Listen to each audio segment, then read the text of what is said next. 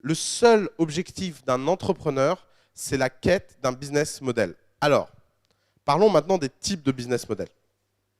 Vous le savez, vous êtes à The Family. The Family organise coup d'État. The Family a une position sur les types de business model qu'on cherche en tant qu'investisseur qui est très particulier. Nous cherchons des business models qui sont scalables. Ça veut dire qu'ils ont des rendements croissants d'échelle. Alors, qu'est-ce que ça veut dire un rendement croissant d'échelle? Ça veut dire que plus vous avez d'utilisateurs, moins chaque utilisateur coûte cher. Ça, c'est la scalabilité. On cherche des business models qui sont profitables. C'est mieux pour payer le loyer. Et on cherche des business models qui sont répétables. C'est l'idée qu'une fois que vous l'avez fait en France, vous pouvez le faire dans tous les pays du monde. Il n'y a pas vraiment de difficulté. Attention, ça, c'est un type de start-up extrêmement particulier. Coup d'État a une vocation beaucoup plus large. Le type de business model que The Family cherche n'implique pas les sociétés de services. Les types de business model que Coup d'État peut vous enseigner impliquent les sociétés de services. Pourquoi? Parce que si vous avez une idée qui n'est pas scalable, vous êtes les bienvenus à Coup d'État. Parce que vous pouvez être juste fortement réplicable. Par exemple, si vous voulez ouvrir 1000 spas dans le monde, ce n'est pas scalable, parce que chaque spa demande un effort particulier. Mais par contre, c'est incroyablement répétable. Donc l'entrepreneuriat est un phénomène très large qui comprend à la fois les sociétés scalables, à la fois les sociétés de services. Mais le critère commun à tout ça, c'est qu'à un moment donné, vous avez envie d'innover dans le business model. Maintenant, zoomons un peu sur ce qu'est un business model. Un business model, ce n'est pas simplement la façon dont on facture quelqu'un. Je vais vous donner un exemple. Il y a une société très intéressante que vous pouvez noter qui s'appelle Momentum Machine. Momentum Machine, c'est les premiers burgers en intelligence artificielle. Qu'est-ce que ça veut dire? Ça, vous avez une machine de 8 mètres carrés et de 4,50 mètres de haut, je crois, dans laquelle il y a l'ensemble des ingrédients pour faire un burger. Vous appuyez sur un iPad et vous dites ce que vous voulez en termes de sauce, je veux un Big Mac, je veux un je sais pas quoi. Vous appuyez sur un bouton, 15 secondes plus tard, vous avez votre burger prêt qui sort. Le burger est gourmet, il a été mis en compétition contre des grands chefs, et c'est toujours le burger automatique qui gagne face aux grands chefs qui le font à la main en plusieurs heures. À ingrédients égal, évidemment. Sinon, si vous mettez du foie gras, évidemment, c'est de la concurrence déloyale. Momentum Machine n'est pas une start-up parce qu'ils fabriquent des hamburgers de façon innovante. Ce n'est pas ça qui les caractérise comme start-up. Ce qui les caractérise comme start-up, c'est une innovation grandiose sur le business model. Alors maintenant, vous allez me dire, c'est quoi ce business model incroyable? Eh bien, vous arrivez dans le magasin et vous payez votre burger 5,90 $. Vous allez me dire, mais c'est la même chose que McDonald's. Oui, mais parce que le business model, ce n'est pas juste la façon dont on facture. Le business model, dans une start-up, c'est l'ensemble des briques logiques qui amènent à construire un business et qui amènent à capter de la valeur. Dans le cas de Momentum Machine, laissez-moi vous expliquer leur innovation. Le marché immobilier de la restauration, il a une caractéristique assez étrange, c'est que normalement, quand vous achetez un appartement, plus vous achetez un appartement grand, plus le prix par mètre carré est faible. Donc plus votre appartement est grand, moins le mètre carré vous coûte cher. Quand vous achetez un restaurant, c'est l'inverse. Le marché immobilier des restaurants a une caractéristique assez étrange, c'est que plus vous achetez un restaurant grand, plus vous le payez cher. Pourquoi? Et par mètre carré, pas simplement dans l'absolu. Pourquoi? Parce que ce qui coûte très cher dans un restaurant, c'est la place que prend la cuisine. Donc plus un restaurant est grand, plus le ratio salle contre cuisine est en votre faveur. Qu'est-ce que ça veut dire? Ça veut dire que plus vous avez un restaurant qui est grand, plus votre restaurant est rentable. Ça, c'est la structuration logique d'un restaurant. Parce que plus votre cuisine prend moins de place proportionnellement à la taille totale du restaurant, plus vous pouvez asseoir de gens et donc rentabiliser cette cuisine. Prenons un McDonald's. Un McDonald's, en moyenne, est composé de 2/5 de cuisine pour 3/5 de salle. Ça veut dire que vous avez 3/5 de la pièce qui doivent rentabiliser les 5/5. Donc vous voyez l'enjeu en termes de business model pour un restaurant. Où est l'innovation de Momentum Machine? L'innovation de Momentum Machine, ce n'est pas qu'ils vont remplacer les employés en cuisine. C'est que ça prend 8 mètres carrés. Et c'est pour ça que je vous ai dit que ça faisait 8 mètres carrés. Parce que dans 8 mètres carrés, vous pouvez générer 2000 burgers à l'heure. Et que donc dans 8 mètres carrés, vous pouvez déjà ne pas avoir de salle parce que vous pouvez imaginer faire des distributeurs dans la rue. Mais surtout, vous pouvez imaginer d'acheter des emplacements qui sont tout petits, qu'aucun autre restaurant ne voudrait parce qu'ils n'arriveraient pas à le rentabiliser. C'est le même cas que Subway. Subway a été une start-up parce qu'ils ont eu une innovation de business model en trouvant un moyen de nourrir les gens sans avoir de cuisine. Donc vous voyez comme l'innovation de business model n'est pas simplement une innovation de type pricing. Le pricing et la façon dont vous facturez les gens n'est qu'un détail du business model. Ce n'est pas la caractéristique complète d'un business model. Alors, c'est quoi les caractéristiques d'un business model? La première chose, c'est la value proposition. La value proposition, c'est qu'est-ce que vous offrez à qui, de quelle façon, et qu'est-ce que vous faites. Cette value proposition, c'est quelque chose de compliqué à faire, compliqué à déterminer, compliqué à construire. Il y a des entreprises qui sont plus ou moins enthousiastes en fonction de leur value proposition. La deuxième caractéristique d'un business model, c'est les clients. Qui sont-ils? C'est quoi leurs caractéristiques? C'est quoi leur démographie? C'est quoi leur spécialisation? Ça, c'est la deuxième caractéristique d'un business model. Troisième caractéristique d'un business model, c'est la distribution. Comment vous connectez cette value proposition aux clients en question? Alors, reprenons le cas de Momentum Machine. Value proposition, faire des burgers gourmets au prix de McDonald's automatiquement.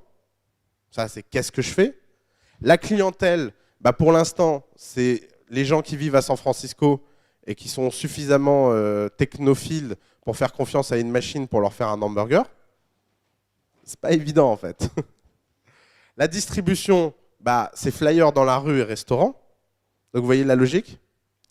Quatrième caractéristique d'un business model. De quelle façon vous allez rendre votre service client? La façon dont on rend le service client, c'est un élément très important du business model. Il y a des milliers de façons d'être au service de ses clients. Il y a des gens, ils font des plateformes automatiques. Prenez Google. Vous savez ce qui se passait pendant des années quand on téléphonait à Google? Vous aviez un répondeur qui disait un truc du genre « Bonjour, bienvenue chez Google, c'est hyper cool. Alors, on est une entreprise qui préférons les ordinateurs au téléphone. Alors, s'il vous plaît, essayez de régler votre problème par vous-même. Bonne journée, au revoir. » C'est à peine caricatural. Pourquoi? Parce qu'ils n'avaient pas envie que des millions de personnes les appellent tous les jours en expliquant « mais je ne comprends pas, qu'est-ce qui se passe? Pourquoi quand je tape le mot, je ne trouve pas exactement ce que je cherche ?» Donc la façon de rendre le service client de Google a toujours été de masse et automatisée. À l'inverse, qui connaît Zappos ici? Alors, Zappos, pour tous les autres, c'est une société qui vend des chaussures en ligne aux États-Unis. La chaussure, pendant très longtemps dans le e-commerce, c'était le Graal. Parce que très forte marge sur les chaussures. Et quand je dis très forte, on est dans les 70 à 90%. C'est l'un des produits de retail la plus forte marge. Mais impossible de convaincre les gens de les acheter en ligne sans les essayer. Alors, il y a des types, ils ont essayé le pied virtuel. Je me souviens, dans les années 2000, il y avait des types, ils vous disaient, ouais, vous prenez en photo votre pied, et après, avec une sorte de Photoshop, vous mettez les chaussures dessus, et comme ça, vous les essayez. Ils ont levé beaucoup d'argent, ces gens-là, plus personne n'en a entendu parler, quoi. Qu'est-ce qui s'est passé avec Zappos? Zappos a dit, OK, pour vendre des chaussures en ligne, il faut deux choses. Il faut un service client d'exception, et donc un humain qui vous rassure à l'autre bout du téléphone. Et il faut que si qui que ce soit a le moindre problème, il puisse renvoyer les chaussures sans aucun problème. Et que donc, la confiance que les gens mettent dans le site, d'être à leur service, même s'il y a une erreur de taille ou de quoi que ce soit, de goût, Zappos ne discute pas.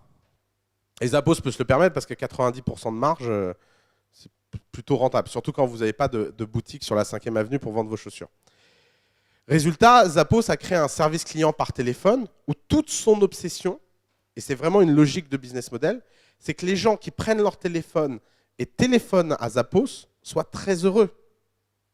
Donc vous voyez comme la façon dont vous rendez la relation client, c'est quelque chose d'essentiel dans une startup. C'est quelque chose auquel il faut réfléchir parce que c'est un élément primordial du business model. Alors, cinquième caractéristique d'un business model, cinquième brique logique, c'est les partenariats. Quel type de partenariat vous voulez faire? Quel type de partenaire peut vous aider? Qu'est-ce qu'un partenaire peut changer à la façon dont vous rendez vos services et votre business? Sixième caractéristique d'un business model, quelles sont les ressources fondamentales dont vous avez besoin pour rendre votre entreprise viable? Imaginez, vous faites une bijouterie qui est spécialisée dans les diamants.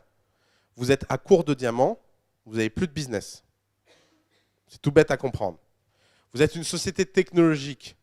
Vous avez besoin d'ingénieurs pour programmer des logiciels que les gens achètent très cher. Vous n'avez plus d'ingénieurs et aucun ingénieur veut travailler pour vous. Vous êtes foutu. Plus de croissance, plus de développement. La ressource, elle peut être matérielle, elle peut être virtuelle, elle peut être humaine, elle peut être de talent. Il y a plein de ressources. Mais dans le cas d'une start-up, la caractéristique principale d'une start-up, c'est qu'elle croît. Et la croissance, c'est quelque chose de très, très, très compliqué à appréhender mentalement. En France, la plupart des startups ne croient pas. Et c'est dans tous les sens du terme. Elles n'ont pas de croissance et elles ont peu la foi. Mais à partir du moment où ce que vous faites fonctionne, en général, ça vous dépasse. J'ai jamais vu quelqu'un comprendre son succès. J'ai jamais vu de succès raisonnable. Autant des faillites raisonnables, ça on en voit tous les jours, parce que quand ça décolle pas, ça décolle pas. Vraiment. D'ailleurs, petite définition très perso, concurrente à celle de Steve Blank. J'espère qu'un jour elle sera très célèbre. Mais une start-up, c'est une institution sociale en faillite permanente qui ne tient que par la bonne volonté de ses fondateurs. Point. Mais donc, autant les échecs, eux, sont plats, ils sont logiques, ils sont anticipables, autant les succès ne le sont jamais. Donc, qu'est-ce que ça veut dire? Ça veut dire qu'à partir du moment où vous avez du succès, vous êtes sûr de croître. Et quand vous avez de la croissance, vous avez des milliers de problèmes qui apparaissent. Et le problème numéro 1, ça va être celui de rendre viable votre business model. C'est facile de vendre à très peu de gens, c'est très compliqué de vendre à beaucoup de gens. Et vous avez des problèmes de ressources, que ce soit des serveurs parce que vous êtes un site internet, ou que ce soit des pains au chocolat parce que vous êtes une boulangerie. Prenez un exemple. Alors, ce n'est pas une start-up, mais il y a cette boulangerie-là à République, le pain philosophe ou je ne sais pas quoi, où les philosophes font du pain. C'est des gens qui ont un problème grave de business model et de ressources. Leur boutique fait que les gens attendent en moyenne 1 heure. Qu'est-ce que ça veut dire? Quand vous attendez 1 heure pour acheter votre pain, c'est-à-dire que seulement le top 5 de vos clients potentiels achètent. Parce qu'il n'y a pas beaucoup plus que 5% des gens prêts à attendre 1 heure, même pour du très bon pain. Ça veut dire que le marché réel qu'ils auraient pu toucher était beaucoup plus grand. Et d'ailleurs, ils ont un concurrent qui l'a prouvé, il s'appelle Kaiser. Kaiser, à chaque fois qu'une boulangerie est surchargée, il en ouvre une deuxième. Vous voyez la différence entre savoir gérer sa croissance et être complètement dépassé par sa croissance. Elle est aussi bête que ça. Sauf que quand vous êtes dépassé par votre croissance, ça ne peut jamais durer très longtemps. Vous n'imaginez pas le nombre, le pourcentage de startups qui réussissent, qui finissent par faire faillite à cause de leur incapacité à gérer la croissance. La majorité, alors les startups qui réussissent sont la minorité. Mais dans cette minorité-là, une majorité échoue. Ce qui vous montre à quel point c'est un univers cruel. C'est-à-dire que la plupart des gens ne décollent jamais et sont à zéro et se disent mais qu'est-ce que j'ai fait pour que les gens soient si peu fascinés par mon idée? Mais à l'inverse, les gens qui réussissent, vous n'imaginez pas le nombre qui n'arrivent juste pas à gérer ce qui leur arrive. Et des fois, ça peut dépasser des proportions même imaginables. La plupart des histoires de start-up, vous metteriez ça dans un film, on se dirait les scénaristes ont exagéré. Parce qu'en général, la réalité dépasse de loin la fiction de ce point de vue-là. Donc c'est pour ça que les ressources qui sont nécessaires à à votre entreprise, à votre start-up, à votre business plan, sont en fait un élément de business model. Parce que la capacité à les capter mieux que le reste du marché rend votre business possible. Et ça peut être une innovation de business model. Je vais vous donner un exemple. J'ai eu un étudiant il y a quelques années qui avait lancé une marque de tisane qui fonctionne plutôt bien et qui est distribuée dans les grands hôtels. Il a commencé par faire des tisanes pour les défilés de mode. Pour calmer les mannequins avant de monter sur le runway. Je ne sais pas si ça marche ou pas. En tout cas, les créateurs avaient l'air d'y croire, donc ça marchait. Et après, il a commencé à être distribué partout où les gens qui fréquentent des mannequins vont. Donc les grands hôtels. Et ce qui était très intéressant dans son business, c'est que quand on regarde une entreprise comme ça, on se dit, mais qu'est-ce qu'il y a de si intéressant dans une entreprise de tisane en 2014 ? Tout simplement, c'était sa capacité incroyable à pouvoir capter les fleurs rares qui étaient à la base de sa production. Pourquoi ? Parce qu'il avait un passé d'herbologiste ou je ne sais pas quoi. Il était vice-président de l'Association française des herbologistes. Et donc, il connaissait tous les types qui produisaient des fleurs. Et c'est des fleurs qui sont produites à quelques centaines de kilos par an dans le monde. Donc, vous voyez bien l'enjeu stratégique. C'est que si vous avez accès à cette ressource et quelques centaines de kilos de fleurs, ça permet de faire des dizaines de millions de tisanes, parce que vous mettez très peu de fleurs par tisane. D'un seul coup, vous êtes dans une position où elle est là, votre innovation en termes de business model. Donc l'innovation peut avoir des formes que vous n'imaginez pas forcément ou que vous n'appréhendez pas forcément. L'innovation dans la start-up peut revêtir de multiples caractères. L'avant-dernier élément en termes de business model, c'est ce qu'on appelle les assets. Alors les assets, c'est quoi? C'est différent des ressources. C'est qu'est-ce que vous allez construire qui a de la valeur dans le long terme et qui donc va permettre de valoriser votre entreprise.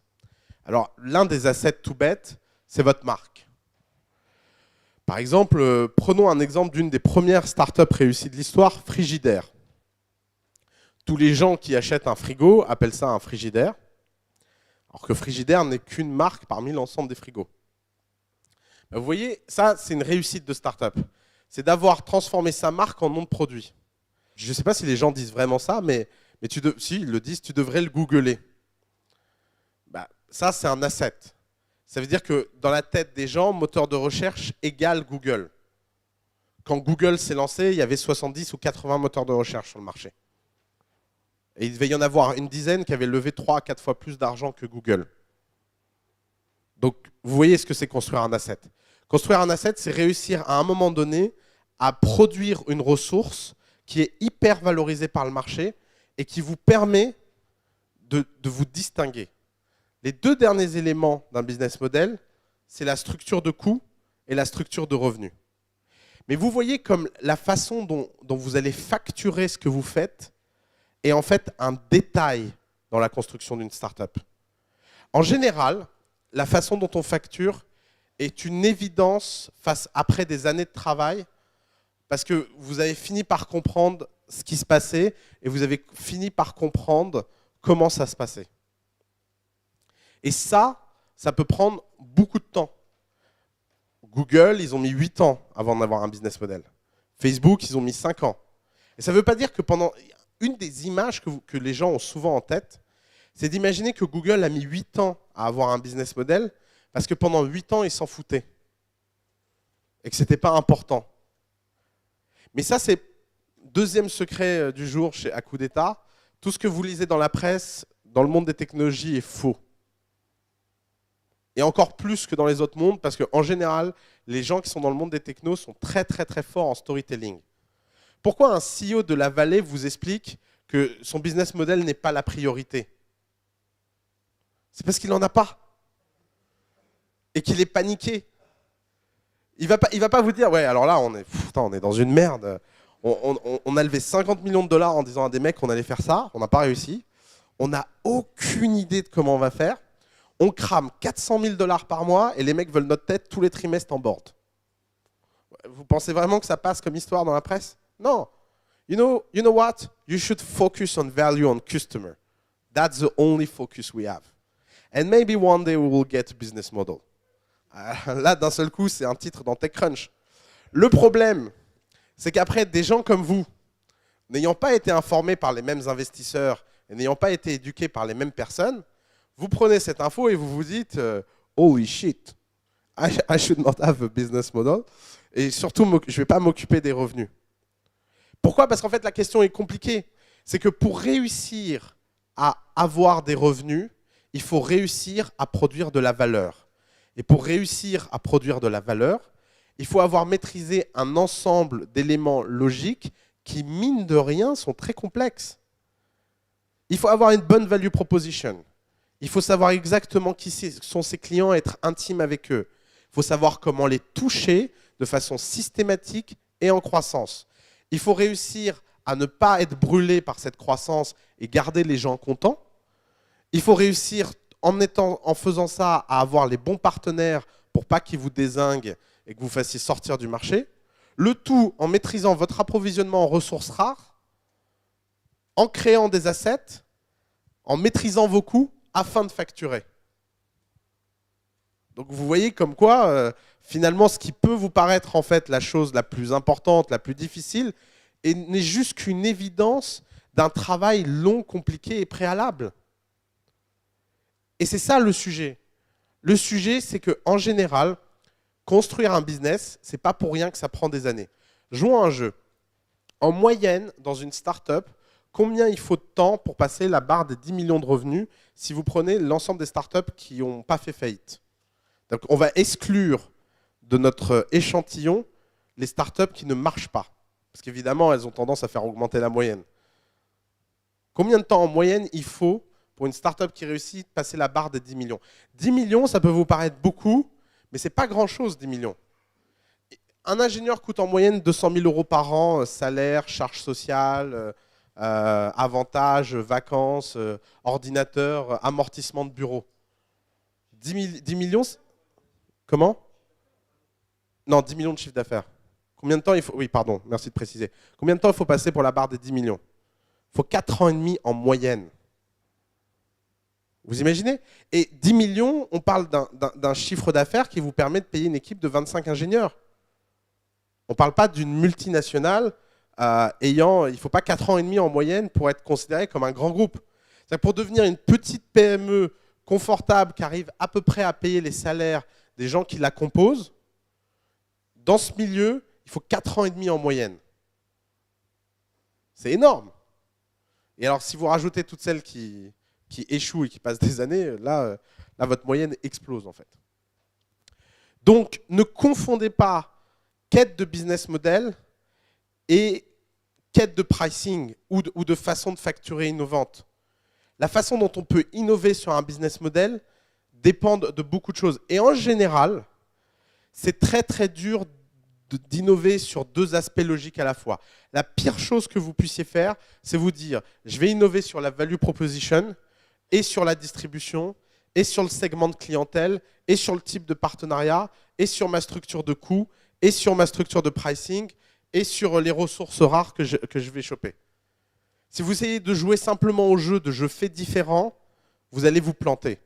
Une start-up ne vit pas parce qu'elle est différente des autres. D'ailleurs, troisième leçon du jour, vraiment importante. À chaque fois que vous irez dans une compète de start-up, ces trucs, ces machins où les gens vont là, à chaque fois vous aurez un type dans le jury pour vous expliquer « Oui, mais en quoi fais-tu quelque chose de différent des autres ?» Alors ça, en général, vous pouvez repérer le type qui n'a jamais fait de start-up de sa vie sur simple question. Une start-up ne vit pas parce qu'elle fait quelque chose de différent. Une start-up vit et prospère parce qu'elle fait les choses mieux. Si vous faites juste différent et que tout le monde s'en fout, vous irez nulle part. Et Dieu sait que c'est facile de faire différent. Vous avez plein de gens qui viennent vous dire « Ouais, il y a machin, ils sont nuls parce qu'ils font A. Moi, j'ai vu qu'il était possible de faire B. » Alors, petit test logique. En général, quand vous voyez une entreprise établie faire quelque chose qui vous paraît absurde, c'est peut-être qu'eux aussi avaient commencé en essayant ce que vous croyez être malin et qu'ils ont raté. C'est très, très, très rare d'avoir raison quand on suppose que les autres sont des ahuris. C'est très rare. La moyenne intellectuelle dans ce monde est relativement élevée, en fait. Et les gens font des choses à peu près rationnelles. Donc, tout le discours du type « moi, je vais faire différent parce qu'ils n'ont rien compris », c'est qu'en fait, vous n'avez pas compris où était le secteur. Par contre, ce qui est vachement intéressant, c'est lorsque vous êtes face à des entrepreneurs qui ont un secret. Le fondement de l'industrie start-up, c'est la construction et l'établissement de secrets. C'est quoi un secret? Ce n'est pas quelque chose de confidentiel. Il y a une différence entre secret et confidentiel. Un secret, c'est quelque chose que vous pouvez dire à tout le monde et personne ne vous croira. Ça, c'est un vrai secret. Un vrai secret, c'est quelque chose que vous savez pour être sûr, que vous savez être vrai, mais que personne d'autre ne comprend avant un certain temps. Je vais vous en donner quelques secrets. Par exemple, Google et son moteur de recherche. C'était quoi le secret de Larry Page et Sergey Brin? C'était que le nombre de sites Internet dans le monde allait exploser. En Californie, j'avais un voisin à qui on a proposé d'être le premier ingénieur de l'histoire de Google. Et on lui a proposé 10% de Google pour ça. Donc 10% de 600 milliards de market cap fois une dilution de 30%, ça fait quand même beaucoup d'argent. Ça fait environ 6 milliards. Qu'est-ce qu'il a répondu? Il a répondu, non mais seriously Larry, who needs a search engine? Est-ce qu'il était ahuri? Non, il a fait Stanford. Est-ce qu'il était incompétent? Non, c'était le meilleur ingénieur de la place, il est hyper connu. Et c'est pas pour rien que c'est à lui qu'ils ont proposé de devenir le premier ingénieur. Qu'est-ce qui s'est passé dans sa tête? Ce qui s'est passé dans sa tête, c'est qu'il s'est dit, le nombre de sites Internet va être multiplié par 1000. On va passer de 1000 sites Internet à fois 1000, à 1 million. Et 1 million de sites Internet, vous savez comment on règle ce problème? On fait un annuaire. On fait des catégories, on fait des tags, on met des Indiens pour taguer les sites tous les jours, et ça va bien. Quelle idée d'aller lever 50 millions de dollars pour développer une technologie que personne n'a besoin. Le nombre de sites Internet entre le jour où il a dit ça et aujourd'hui a triplé tous les mois. C'est une suite géométrique de raison 3 mensuelle. Ça n'a pas été multiplié par 1000, ça n'a pas été multiplié par 10 000, ça n'a pas été multiplié par 1 million, ça a été multiplié par plusieurs milliards. Et il était là, le secret de Google. C'est que les types de Google étaient persuadés que le nombre de sites Internet allait exploser. C'était quoi le secret de Mark Zuckerberg quand il a fondé Facebook? C'est que quoi que les gens en disent, quoi que les gens râlent, en fait, leur vie privée, ils s'en foutent un peu, en fait. Regardez comment Facebook a été construit par rapport à l'ensemble des réseaux sociaux qui ont été lancés. L'ensemble des réseaux sociaux, c'était toujours la même logique. On est ici pour protéger la vie privée des gens. Si les gens râlent, on se contraindra et on fera ce qu'ils veulent. Facebook, ça a été quoi? Un pas en avant, un pas en arrière, 2 pas en avant. Bon, allez, je pousse encore un peu. Non, mais de toute façon, privacy is over. Ça, c'est un secret. Ce n'est pas une notion évidente. Quand vous avez des millions de gens qui râlent et qui menacent de brûler votre réseau social et que vous êtes convaincu qu'en fait, ils râlent, mais dans 2 jours, ils auront oublié, vous possédez un secret. Vous avez compris quelque chose qui n'est pas courant à comprendre. Et donc, vous êtes en train de construire quelque chose qui va durer sur le très long terme. Et c'est ça, en fait, qui constitue et qui crée l'opportunité entrepreneuriale. C'est une intersection assez particulière entre les bonnes et les mauvaises idées. Imaginez que vous divisez le monde en 2. Vous avez un cercle, ça représente l'ensemble des bonnes idées que les gens ont dans ce monde. Vous avez un second cercle, ça représente l'ensemble des mauvaises idées que les gens ont dans ce monde. Puis vous avez une intersection entre ces 2 cercles. L'intersection, c'est quoi? C'est l'ensemble des bonnes idées qui ont l'air d'être mauvaises. Et bien ça, c'est l'opportunité entrepreneuriale. Les bonnes idées qui ont l'air d'être bonnes, c'est les projets d'innovation en grand groupe. Qu'est-ce que c'est un projet d'innovation en grand groupe? C'est, vous prenez une idée, vous mettez 50 personnes autour de la table, elles discutent de tout ce qui ne va pas dans l'idée, et si l'idée survit, alors détail, feedback, anticipation, intelligence, et ce que vous voulez, information, expertise, knowledge, alors ça devient un projet et c'est une bonne idée. Et d'ailleurs, pour tous les gens ici qui travaillent dans une institution corporate, j'ai toujours eu une fascination incroyable par la place que la quête de la bonne idée a dans ces organisations. Tout le monde est obsédé par la bonne idée. On vous décrit des gens en vous disant « Ah oui, lui, il est hyper talentueux, il a eu une super idée. » D'accord ? Et donc, il a eu un bonus à la fin de l'année. Les bonnes idées ne créent pas d'aventure entrepreneuriale. Les mauvaises idées non plus. Si votre idée est mauvaise, je suis désolé pour vous. C'est pas de bol. C'est dur à se rendre compte, mais c'est pas de bol. La vraie opportunité, c'est les bonnes idées qui ont l'air d'être mauvaises. C'est toutes ces idées où vous vous dites, mais c'est pas possible que ça marche. Mais si ça marche, alors il n'y a aucun doute que ce sera géant. Je vais vous donner un autre exemple. Il y a quelques années, je vivais en Californie et j'étais assis sur un bureau en train de taper sur un ordinateur. Comme ça, il y avait un iMac devant moi. Et je vois un type qui fait sa tête comme ça. Il avait des lunettes en zèbre. Il me dit, « Dude, you have $10,000 ?» Je dis non. Non, de demander comme ça avec des lunettes de zèbre, non, j'ai pas ça. Et donc le type passe de la table et il commence à m'expliquer hyper rapidement qu'il a un projet, c'est tout bête, c'est que les taxis dans le monde, c'est de la merde.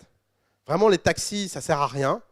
Et pourquoi ? Parce qu'ils sont mal polis, ils sont pas agréables, ils sont réglementés, ils ont une licence, ils ont tout ça.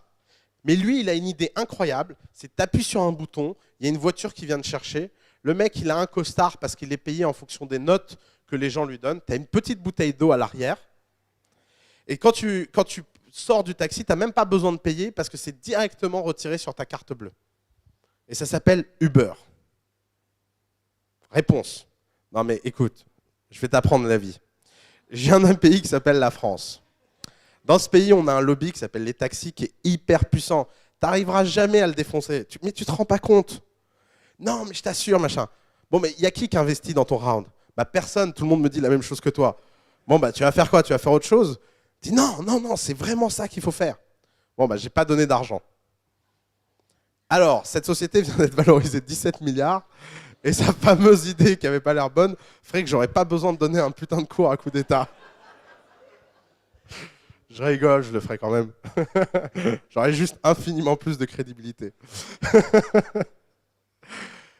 Vous voyez, si vous croyez qu'en fait, une start-up se caractérise par une bonne idée, vous ne comprenez pas ce qui se passe dans ce milieu. C'est la plupart des phénomènes qui font notre vie quotidienne aujourd'hui paraissaient impossibles avant qu'ils aient lieu. Vous auriez cru il y a 15 ans qu'on serait dit, tiens, un jour, on mettra toute notre vie privée en ligne, on trouvera ça trop cool, les gens likeront nos vacances. Non, vraiment, on m'aurait pitché ça, j'aurais dit, mais rentre chez toi, quoi. Quand j'étais au lycée, c'était le début de Wikipédia, et j'étais surexcité, je suis rentré, il devait y avoir quelques centaines d'articles sur Wikipédia, et j'ai montré ça à un de mes profs, et avec énormément de sagesse et de doctrine, il a dit, non mais vraiment, il y a un problème de modèle économique. Personne n'écrira des articles gratuitement toute la journée pour que d'autres gens les lisent, sans en plus avoir le plaisir d'avoir leur nom d'auteur écrit. Wikipédia marche très bien. Encore une fois, c'est une idée qui avait juste une caractéristique, c'est qu'elle était en avance sur son temps. Et finalement, c'est ça qu'il y a de plus gênant à fréquenter des entrepreneurs, et c'est ce qu'il y a de plus difficile dans le fait d'évaluer des entrepreneurs, c'est que vous avez besoin de vous projeter avec eux dans un futur que seuls eux voient. C'est des gens qui vivent le futur au présent. Et donc, c'est pas pour rien qu'ils ont tous l'air un peu... D'ailleurs, ça se voit à vos têtes, là. Tout ça pour en venir où ? Tout ça pour en venir à quelque chose de simple.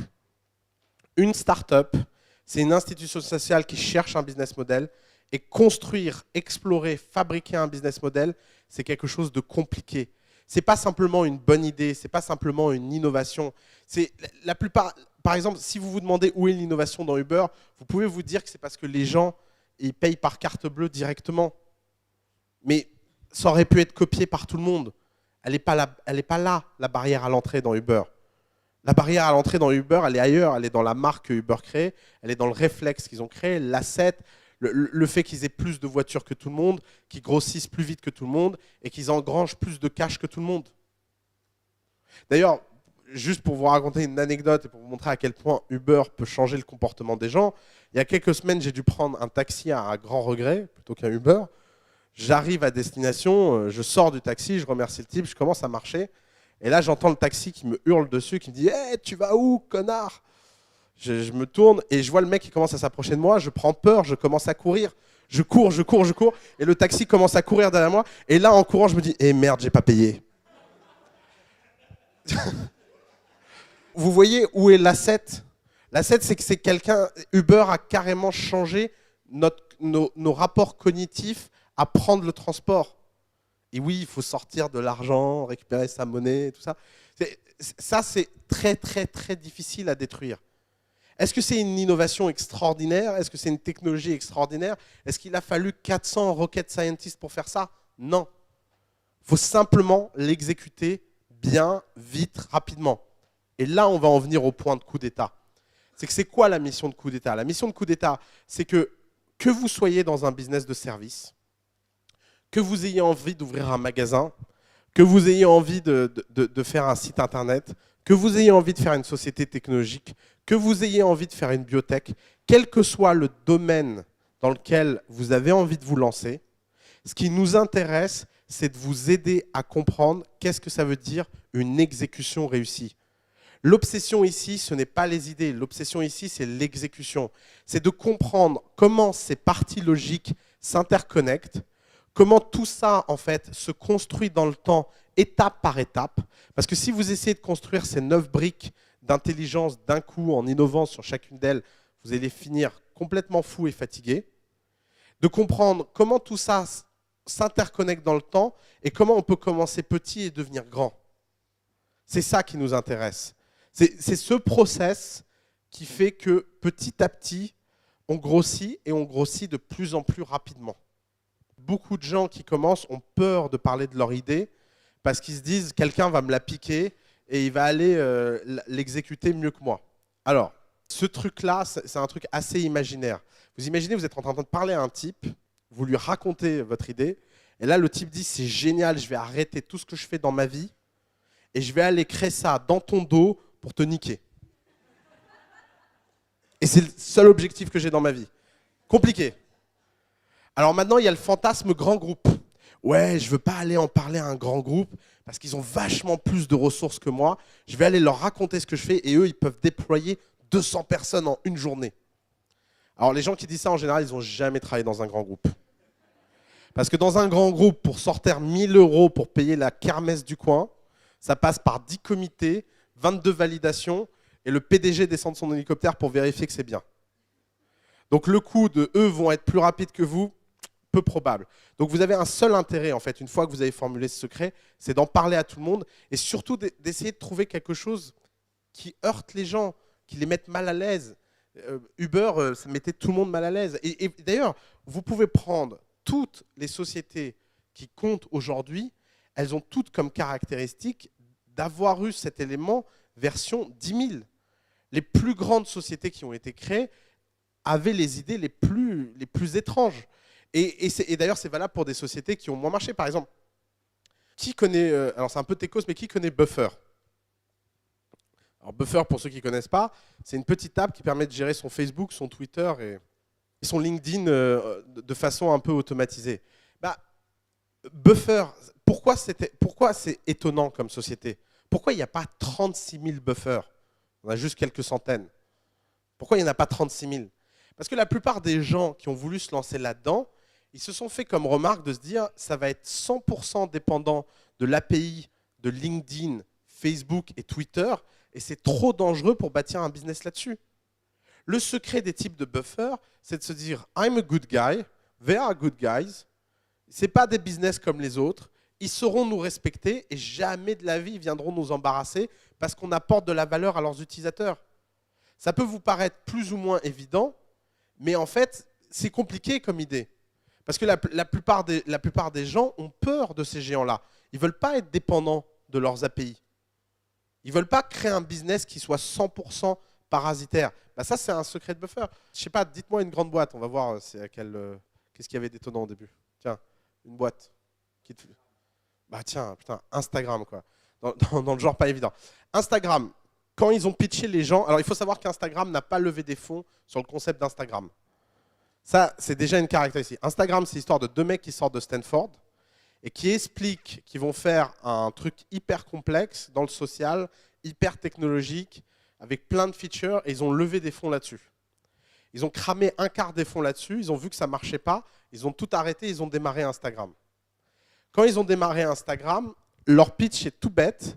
Il est de dire, les gens ont envie de prendre des belles photos, les filtres vont changer le rapport des photos, donc ils vont en partager plus, et donc on va créer une feature avant de commencer une communauté.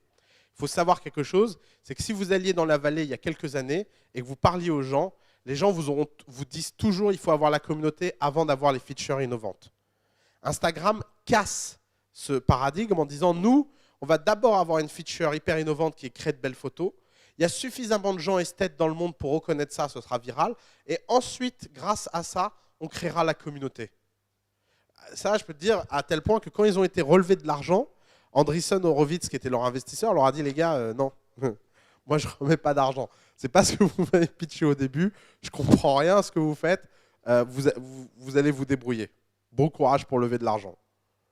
Donc vous voyez, c'est pas, allez pas croire, la vision qu'on peut avoir d'ici, c'est Instagram dans la vallée, tout le monde a compris, tout le monde a dit ah c'est génial, c'est incroyable, c'est cool. D'ailleurs, si vous regardez la Silicon Valley en tant que phénomène sociologique et culturel, c'est un endroit où les gens sont tellement stressés de dire non au prochain Zuckerberg.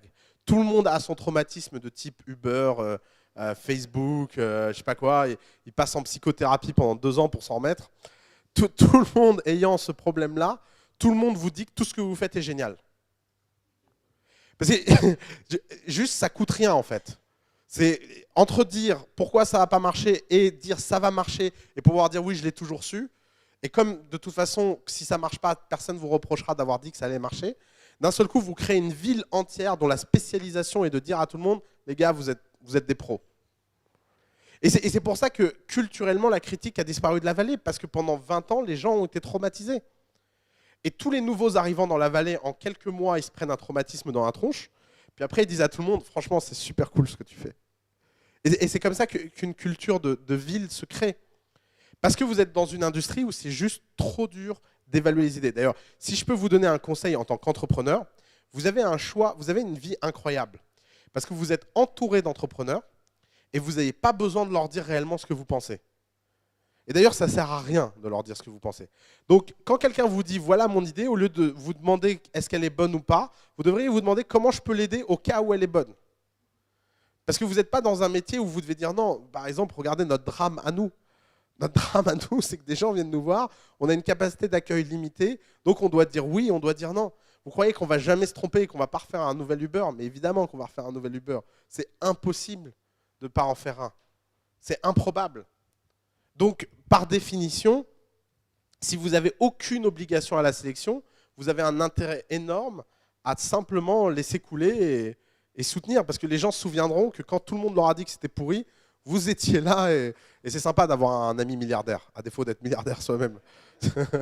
Ça peut aussi être une stratégie. Hein. Qui utilise WhatsApp ici?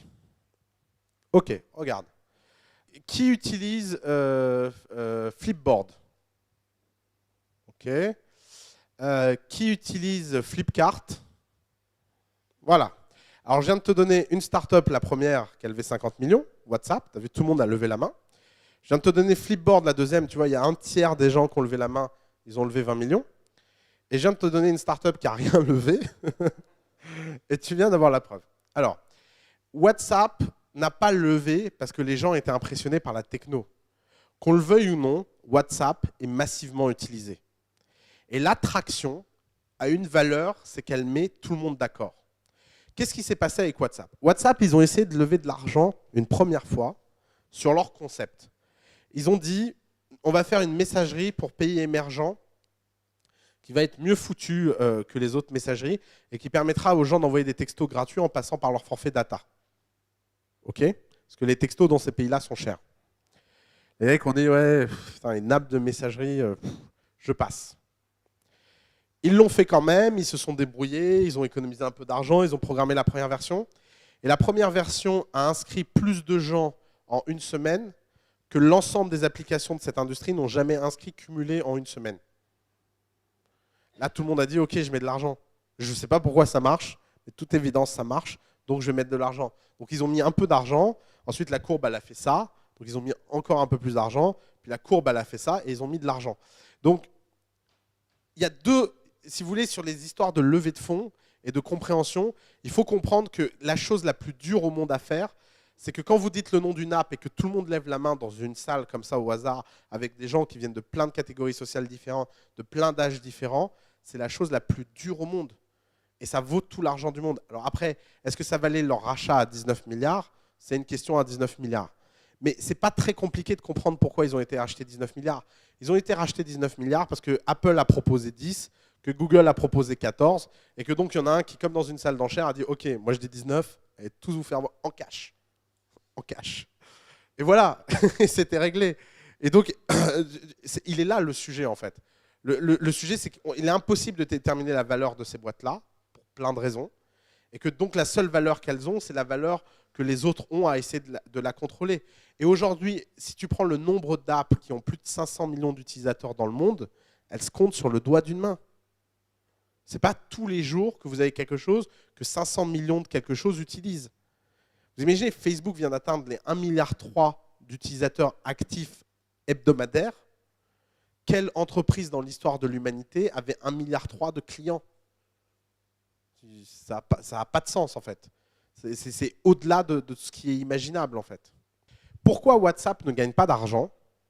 Alors ils ont une ligne de revenus, c'est qu'ils permettent à leurs utilisateurs de payer $1 par an, je crois, quelque chose comme ça, pour ne pas avoir de pub. Pourquoi WhatsApp ne gagne pas d'argent et pourquoi WhatsApp n'a pas essayé de gagner d'argent? Parce que quand tu construis une startup, le moment où tu vas mettre ton business model sur la table et le moment où tu vas lui mettre un prix, c'est le moment où tu vas non plus être évalué en tant que startup, tu vas être évalué en tant qu'entreprise. Comment on évalue une startup? Il n'y a aucun autre moyen d'évaluer une startup. Les valos de startup sont déterminés par le marché concurrentiel des gens qui veulent mettre de l'argent dedans. Comment on évalue une entreprise par rapport à ses revenus? Donc, pourquoi par exemple, comment ils s'appellent les mecs là, avec les, qui ont commencé avec les textos coquins? Snapchat. Pourquoi Snapchat est terrorisé à l'idée de faire le moindre euro de revenu? Parce que le jour où ils vont commencer à faire le moindre euro de revenu, leur valo pré-revenu, elle est finie. Et donc, tant que tu as des gens qui sont prêts à mettre de l'argent en attendant que tu aies des revenus parce qu'ils rêvent de revenus supérieurs aux revenus que toi, tu imagines pouvoir avoir, tu as intérêt de surtout pas en faire et d'accumuler l'argent parce que tu as du temps. Faire une start-up, c'est comme jouer une partie d'échecs. Vous avez des pions, vous avez des forces, vous ouvrez, le type en face ouvre, et des fois, vous êtes dans une position très favorable qui est que les gens sont prêts à vous donner de l'argent pour vous acheter du temps. Mais c'est un cas extrêmement rare. C'est pour une société, et c'est pour ça que même dans la vallée, les gens sont stressés par leur business model, parce que finalement, même dans la vallée, les gens qui sont prêts à donner un temps infini pour développer ton entreprise, ils sont extrêmement rares. Et ils sont rares pourquoi? Parce que les cas où des sociétés qui ont atteint plusieurs centaines de millions d'utilisateurs continuent d'avoir une croissance qui accélère sont extrêmement rares. Parce qu'il y a des paliers. Par exemple, sur 10 000 sociétés créées dans les réseaux sociaux, vous en avez 1000 qui atteignent le million d'utilisateurs. Vous en avez 100 qui atteignent les 10 millions d'utilisateurs. Vous en avez une qui atteint les 50 millions d'utilisateurs. Et statistiquement, vous en avez 0 qui dépasse la centaine de millions. Parce que celle qui dépasse la centaine de millions est un cas qui n'existe pas statistiquement. De temps en temps, il y en a une qui pop-up. Facebook, Twitter, Instagram. Mais elle est en dehors des statistiques et elle est en dehors de la réalité. Donc quand ça arrive, ça n'a plus de prix. Parce que acheter le numéro 1 dans un marché, ça n'a pas de prix en fait. Où que vous soyez dans le monde, si les gens veulent de quelque chose, vous voudrez cher. C'est un phénomène universel. Le problème, il est ailleurs. Le problème, c'est qu'en France, des startups qui atteignent ce niveau de croissance, il n'y en a pas. Plein de raisons. D'abord, parce qu'il n'y a pas beaucoup de talents spécialisés dans ce genre de croissance. Donc forcément, il y a un problème. Ensuite, il n'y a pas vraiment de marché disponible d'utilisateurs prêts à utiliser quelque chose de pas prêt. WhatsApp a eu une intelligence incroyable, c'est qu'ils se sont lancés dans des pays où les gens n'avaient pas le choix. Si vous regardez le premier pays en croissance de WhatsApp, ce n'est pas la Californie, hein, de très loin. Ils ont d'abord commencé par les pays d'Afrique, les pays d'Asie, ensuite ils ont été conquérir l'Amérique du Sud, ils sont remontés en Europe et maintenant ils conquièrent les États-Unis. C'est que très tôt, ils ont compris, si je veux de l'attraction, il ne faut surtout pas que je reste dans un marché de gens spoiled, où tout le monde a un forfait SMS illimité et comprend juste pas l'intérêt du SMS gratuit. Eux, je vais venir quand ce sera à la mode. Ça va être différent comme usage. Donc, c'est pour ça qu'en France, et alors d'ailleurs, quand ça arrive en France, par exemple, nous on a eu le cas Mindy, et on l'a vu avec Mindy, c'est que le jour où ça arrive en France, de toute façon, les investisseurs français ne sont juste pas à la hauteur. Et c'est les investisseurs américains, où que vous soyez dans le monde, qui viendront vous voir.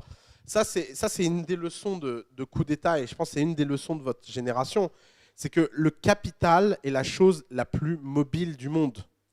Si vous avez du talent, l'argent vous trouvera. Le seul problème, c'est qu'avoir du talent, c'est rare, parce qu'il faut avoir de la chance, et que ça n'arrive pas tous les jours, en fait. Et que les autres sont contraints donc de se battre et d'être dans la conviction. Il y a deux façons de lever de l'argent. Il y a de lever de l'argent parce que les gens veulent vous en donner, et il y a de lever de l'argent parce que vous arrivez à convaincre les gens de vous en donner. Ce qu'on va apprendre à coup d'État, c'est d'essayer de convaincre les gens de vous en donner. Mais ce n'est pas le cas idéal. Le cas idéal, évidemment, c'est que les gens vous en offrent et que vous n'ayez rien demandé. Mais vous ne pouvez pas compter là-dessus. C'est un épiphénomène trop rare dans le monde des startups. Maîtriser son business model, ce n'est pas simplement maîtriser le fait qu'on facture. Alors, il y a deux choses. La première chose, c'est qu'il faut distinguer les revenus, on va dire, naturels des revenus artificiels dans une startup. Prenons l'exemple de Facebook. Facebook, au tout début, la première page que vous pouviez liker, c'était la page d'Apple. C'était un contrat entre Apple et Facebook, et Apple offrait $1 pour chaque like que Facebook produisait. Ce qui rapportait entre 200 000 et 300 000 $ par mois à Facebook, ce qui permettait de payer l'équipe initiale de Facebook. C'est la première source de revenus de l'histoire de Facebook. Est-ce que ça veut dire que Facebook avait un business model? Non, parce que personne n'a jamais accepté de payer ça une deuxième fois. C'est-à-dire que quand ils ont été voir des gens qui avaient un peu moins d'argent et leur ont dit « Ouais, on a un super truc, tu mets une page, à chaque fois qu'il y a un type qui clique sur like, tu me donnes $1 », les mecs ont dit « Quoi ?» Ouais, c'est ça, ouais. Alors après, ils ont dit « Ouais, on a un truc génial, à chaque fois que tu cliques, tu donnes 1 cent. » Puis les mecs ont dit « Non, toujours pas. Vraiment, je ne comprends pas ton histoire de like. » Donc, ce n'était pas un business model. C'est ce qu'on appelle des revenus artificiels ou des revenus d'opportunité. C'est-à-dire que c'est des revenus qui existent parce qu'à un moment, dans une pièce, il y a un type un peu malin qui a réussi à convaincre un autre type un peu malin de faire un truc qui n'était pas très logique, mais ça passe.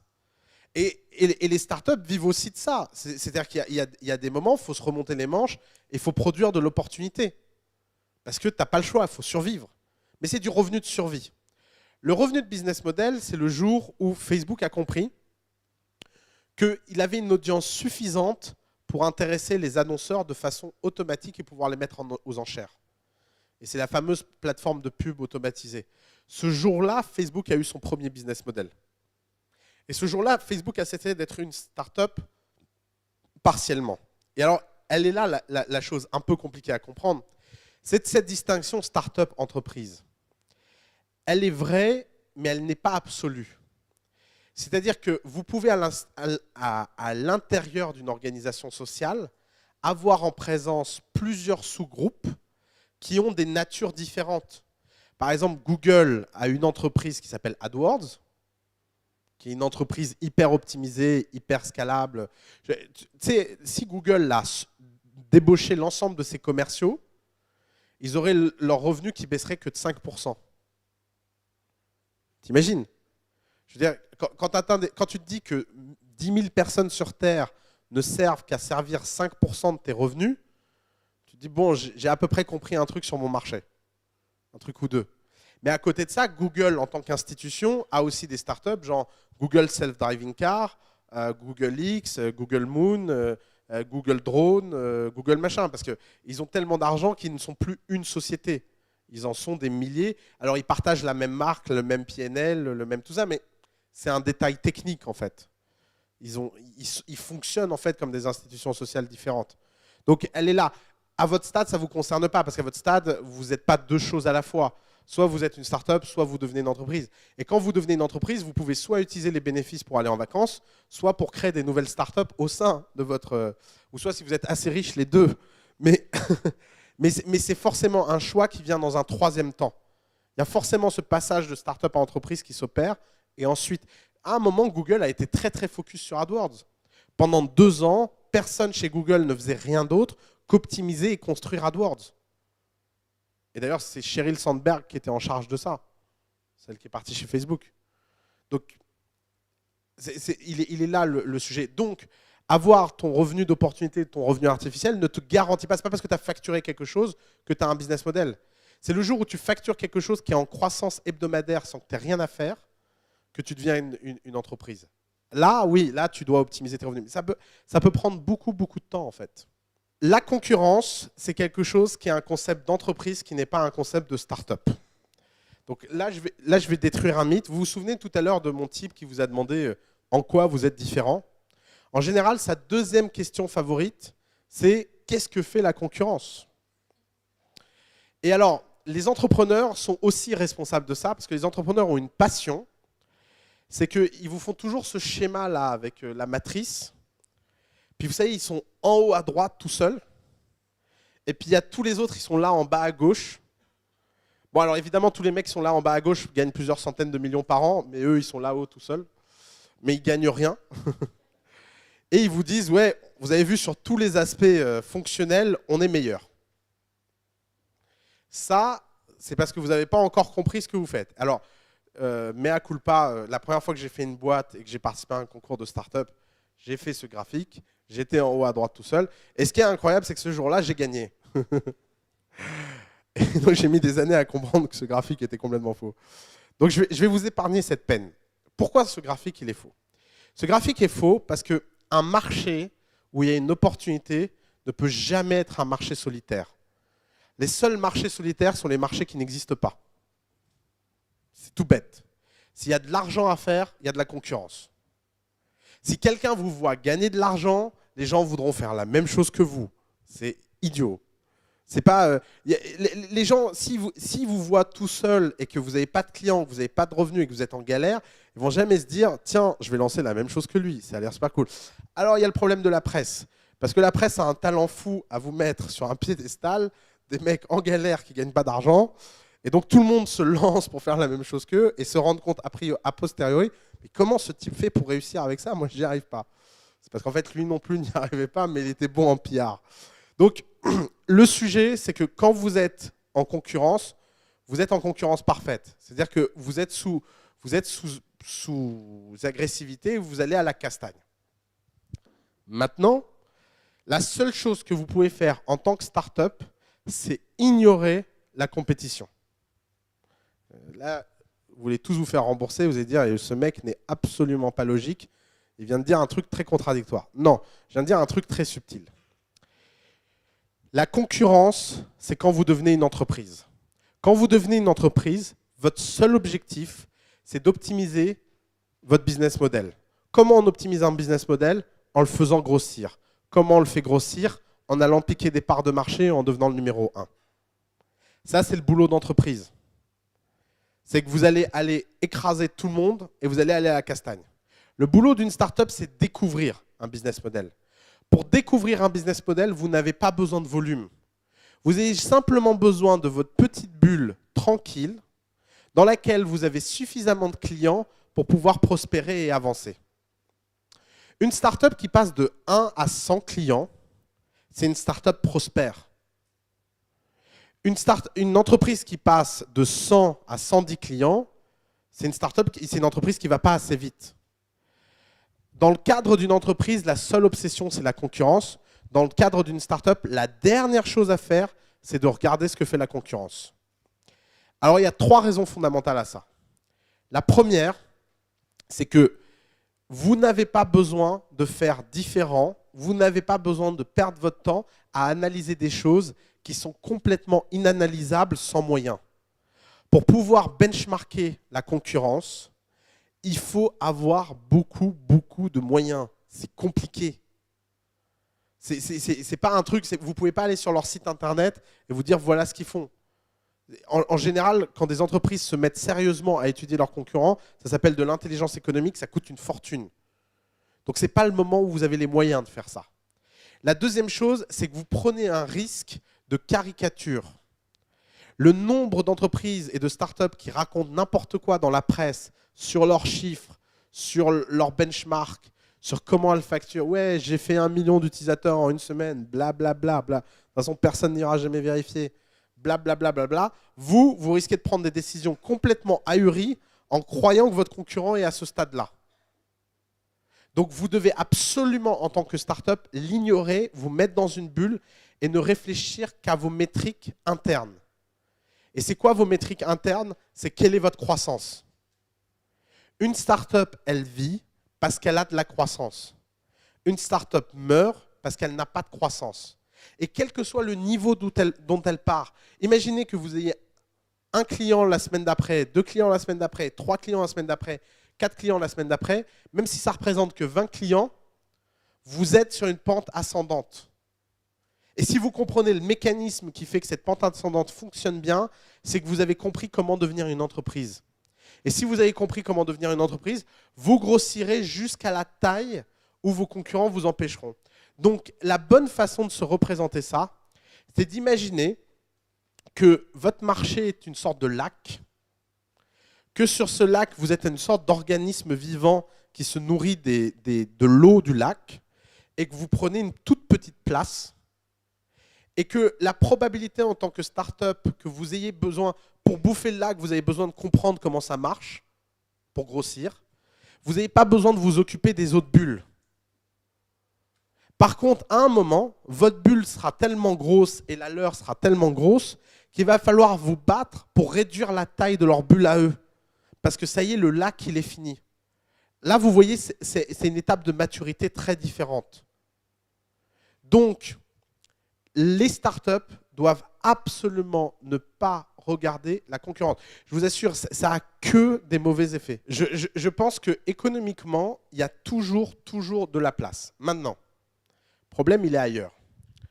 Le problème, c'est que si tu veux t'attaquer à Google, il va falloir que dans ta petite bulle...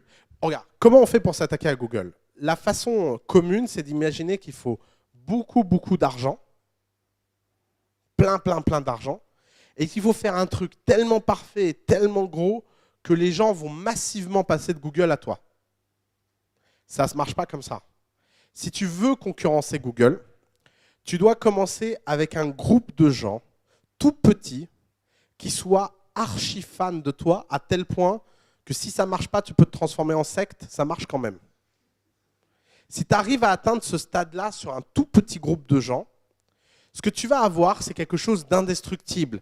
Parce que ces gens-là, ils vont t'acheter le temps dont tu auras besoin pour faire grossir ce groupe un peu plus, et un peu plus, et un peu plus, jusqu'à un point où tu vas représenter une menace pour Google. Problème, c'est que le jour où tu représentes une menace pour Google, il faudra que tu sois suffisamment fort dans ce petit groupe pour que Google ne puisse pas te sortir du marché. Il faut être suffisamment fort mentalement pour que le jour où Google va t'offrir 200 millions, tu ne les acceptes pas. Et il est là tout le sujet. Tout le sujet, c'est que pourquoi on a l'impression que ces sociétés-là ont l'air complètement éternelles, indestructibles, winner take all. Tout simplement parce que l'ensemble des caractéristiques nécessaires à leur chute sont extrêmement rares en termes de probabilité et de nature humaine. Reprenons tout à l'heure l'exemple de Momentum Machine, qui est un exemple qui me fascine. Pourquoi? Parce que Momentum Machine représente une telle menace pour McDonald's que McDonald's leur a proposé, après 6 mois d'existence et un seul restaurant ouvert, 1,5 milliard d'euros pour se faire racheter. 1,5 milliard. Ça fait 6 mois que vous faites votre boîte et il y a un type qui vient vous dire, voilà, donc ça fait à peu près 80 millions par mois de revenus. Qu'est-ce que tu en penses? Et ils ont dit non en moins de 4 secondes chrono au téléphone.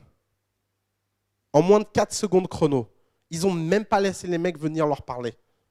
Pourquoi? Des fois, il se passe dans la vie des phénomènes absurdes. Ce type, qui s'appelle Alex, qui a fondé Momentum Machine, sa mère a travaillé toute sa vie dans un McDonald's. Il a un vrai problème contre McDonald's. McDonald's est dans la merde. À moins que Burger King fasse une offre et que les mecs aiment bien Burger King, ce qui n'est pas sûr, ce type est en quête de supprimer l'ensemble des emplois de cuisine dans le fast-food. La première fois que j'ai rencontré ce type, son pitch était « Je vais détruire 8 millions d'emplois en Amérique en moins de 10 ans ». Vous avez « Oula, tu vas pas le présenter comme ça, il faudrait trouver quelque chose d'un peu plus positif ». Et ça, c'est indestructible. Et en fait, c'est pour ça que les startups sont tellement dangereuses. Les startups sont dangereuses parce qu'elles sont dans une structure économique où elles ont tout à gagner, rien à perdre. Maintenant, imaginons que la même idée ait été faite par un type qui n'avait pas un problème et qui nécessite 10 ans de psychanalyse. Mais que c'était juste un type qui a eu de la chance, il a fait Stanford en robotique et il vous a fait un ordi. Bah, le truc aurait été racheté, vous n'en auriez jamais entendu parler et il y aurait eu une menace qui serait sortie du marché sans que vous vous rendiez compte. Pourquoi Facebook a racheté WhatsApp 19 milliards. Et parce qu'ils n'en dormaient plus de WhatsApp. Ils essaient de faire Messenger, il faut qu'ils forcent les gens à l'installer. Les types, ils font un truc qui s'appelle WhatsApp, tout le monde le télécharge. Est-ce que vous croyez qu'ils comprennent pourquoi? Non. Donc, ils ont été voir le type et ont dit 2 milliards. Et le type a dit non, 5 milliards, non, 19. Ouais, bon, ok, il y a un moment,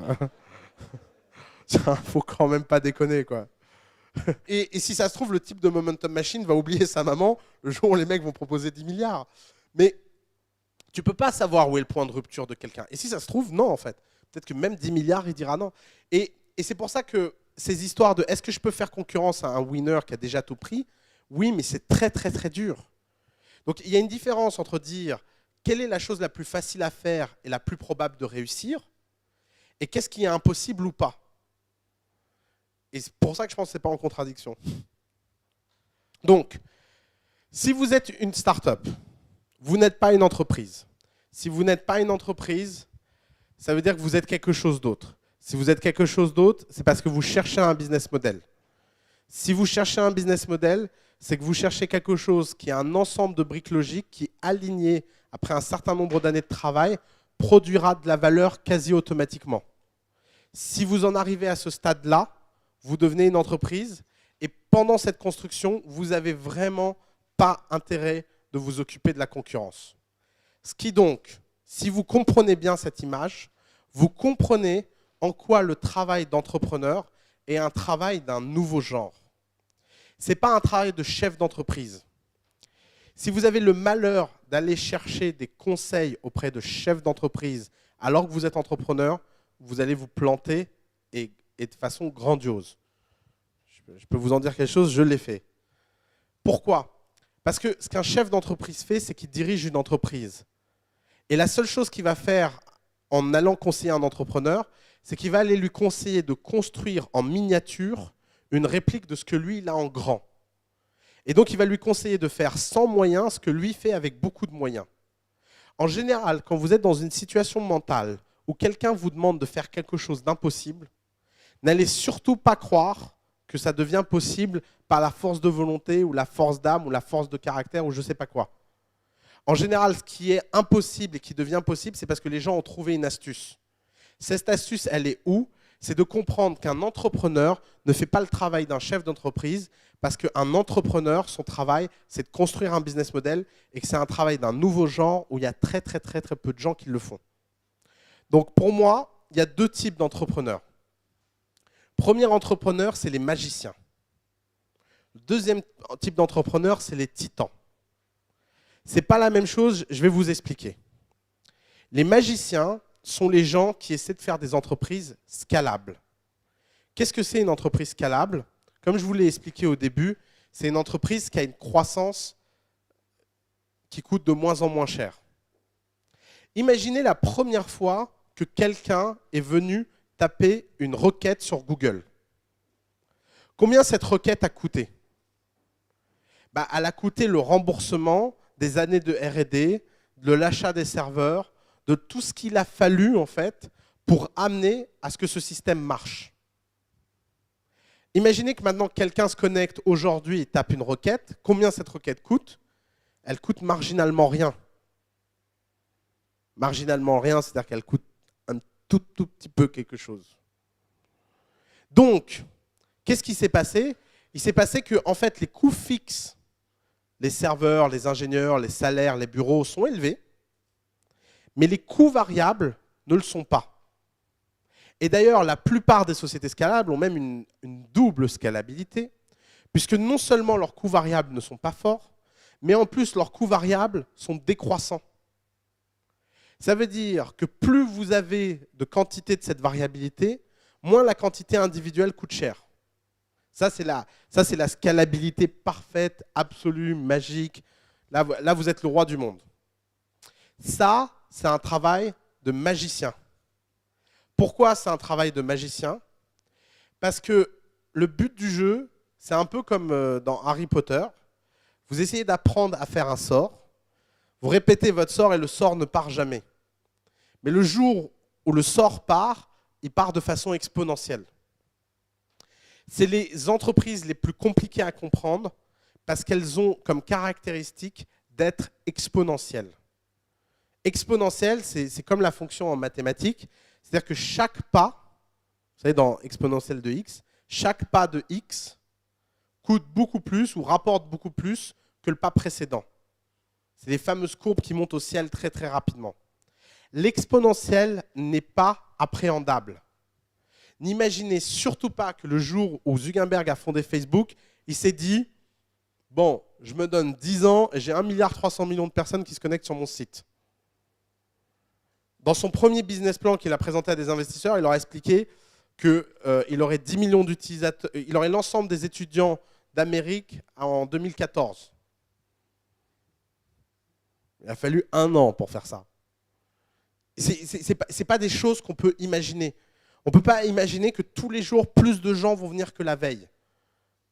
Et cela à l'infini pratiquement. Pourquoi c'est un travail de magicien? Parce que tant que votre sortilège n'est pas parti, tant que vous n'avez pas trouvé la formule magique, bah, le sort ne part pas et vous n'avez rien. Donc c'est des entreprises qui ont une caractéristique un peu particulière, c'est qu'elles peuvent être à zéro très longtemps, très longtemps, encore plus longtemps que vous n'imaginez. Et le jour où elles décollent de façon extraordinaire. Par exemple, Airbnb, ils ont mis 36 mois avant de découvrir leur business model. D'ailleurs, Airbnb a permis à Paul Graham de théoriser la façon dont toutes les startups démarrent, et qui est extrêmement drôle. C'est que toute startup démarre par une courbe ascendante extrêmement rapide, qui est l'enthousiasme de l'initiation. C'est vous en parlez à tous vos amis, vous en parlez dans la presse, vous y allez à fond, et puis vous avez un pic énorme. Et puis après commencent les limbes du désespoir. C'est que quand vous avez atteint le maximum d'efforts que vous pouviez faire et que vous en avez marre de tenir, vous commencez à lâcher et à fatiguer, parce que vous dites maintenant la machine a démarré tout seul. Et là, d'un seul coup, ça s'écroule. Et ça s'écroule dans des limbes très basses, qui sont les limbes du désespoir. Et ces limbes du désespoir peuvent durer très longtemps. Et pendant tout ce temps, vous vous dites « Ouais, mais en fait, c'est parce qu'on n'a pas vraiment commencé la com. C'est parce qu'en fait, on n'a pas vraiment commencé le marketing. » Alors, petit conseil, à chaque fois que vous dites cette phrase, vous perdez 200 points dans ma tête. Ne la dites jamais. Vous ne pouvez pas, en tant qu'entrepreneur, venir voir des gens et leur expliquer que votre situation est due à un manque de travail. Vous ne pouvez pas aller voir quelqu'un et lui dire « En fait, il n'y a personne sur mon site, c'est juste parce que je ne me suis pas encore bougé. » Non, vous devez aller voir quelqu'un et lui dire « Je ne comprends pas pourquoi j'ai personne sur mon site. Pourtant, j'ai fait de la com, j'ai fait de la presse, j'ai poussé le truc à fond et je suis désespéré, je ne sais pas où aller. » Là, vous prenez plus 400 points dans ma tête. Parce que de toute évidence, vous avez fait tout ce qui était possible et maintenant, il faut trouver quelque chose d'impossible à faire. Donc, après cette fameuse limbe de désespoir, se passe toujours une décision. C'est que les entrepreneurs se disent « Ok, c'est le moment de lancer des nouvelles features. En fait, mon produit, il n'est pas prêt, donc je vais lancer des nouvelles features. » J'en vois 2 qui sont morts de rire là-bas, je sens que je touche. On va lancer des nouvelles features. Et alors, Paul Graham, de façon très drôle, explique que c'est le moment où 90% des startups meurent, parce que c'est le fameux crash d'ineptitude. Alors, c'est quoi le crash d'ineptitude? C'est que vous avez passé des semaines à espérer ou des mois à espérer un succès qui n'est pas venu. Donc, vous vous dites, ce n'est pas venu parce que mon produit n'était pas prêt. Donc, vous faites un produit 10 fois plus parfait, vous mettez beaucoup de travail, beaucoup d'efforts. Et là, les rares types qui venaient sur votre site sont vexés parce qu'ils ne reconnaissent plus rien. Et donc, même eux se barrent. Donc là, en général, vous touchez le fond. C'est-à-dire que si vous n'aviez pas encore atteint le fond, là, vous venez de commencer à creuser et vous êtes en train de creuser votre tombe. Dans un cas très très rare, les entrepreneurs comprennent exactement ce qui se passe et donc décident de devenir la seule chose qui marche dans l'entrepreneuriat, à savoir un radical, et commencent à changer radicalement ce qu'ils font et l'ensemble de ce qu'ils font à un rythme encore plus radical, c'est-à-dire qu'ils ne mettent plus des mois à lancer des choses, mais d'un seul coup, ils lancent des choses en quelques jours. Et ils lancent des choses jusqu'à comprendre qu'en fait, c'est une histoire de formule magique et que ça prendra plus ou moins longtemps, mais ça finira par prendre. Et quand ça prend, ça explose. Et alors, Paul Graham explique que vous commencez par avoir ce qu'on appelle les wiggles of false hope, les chatouillis du faux espoir. Donc ça monte, ça descend, ça monte, ça descend, ça monte, ça descend. Mais vous voyez que la courbe va dans le bon sens. Et puis à un moment, vous finissez par comprendre qu'est-ce qui fait que la value proposition marche, où est le segment, où sont les clients. Vous finissez par trouver une formule magique et vous avez la fameuse liquidité, la fameuse traction que tout le monde cherche. Et vous avez cette fameuse courbe qui fait rêver tous les entrepreneurs, qui est continue.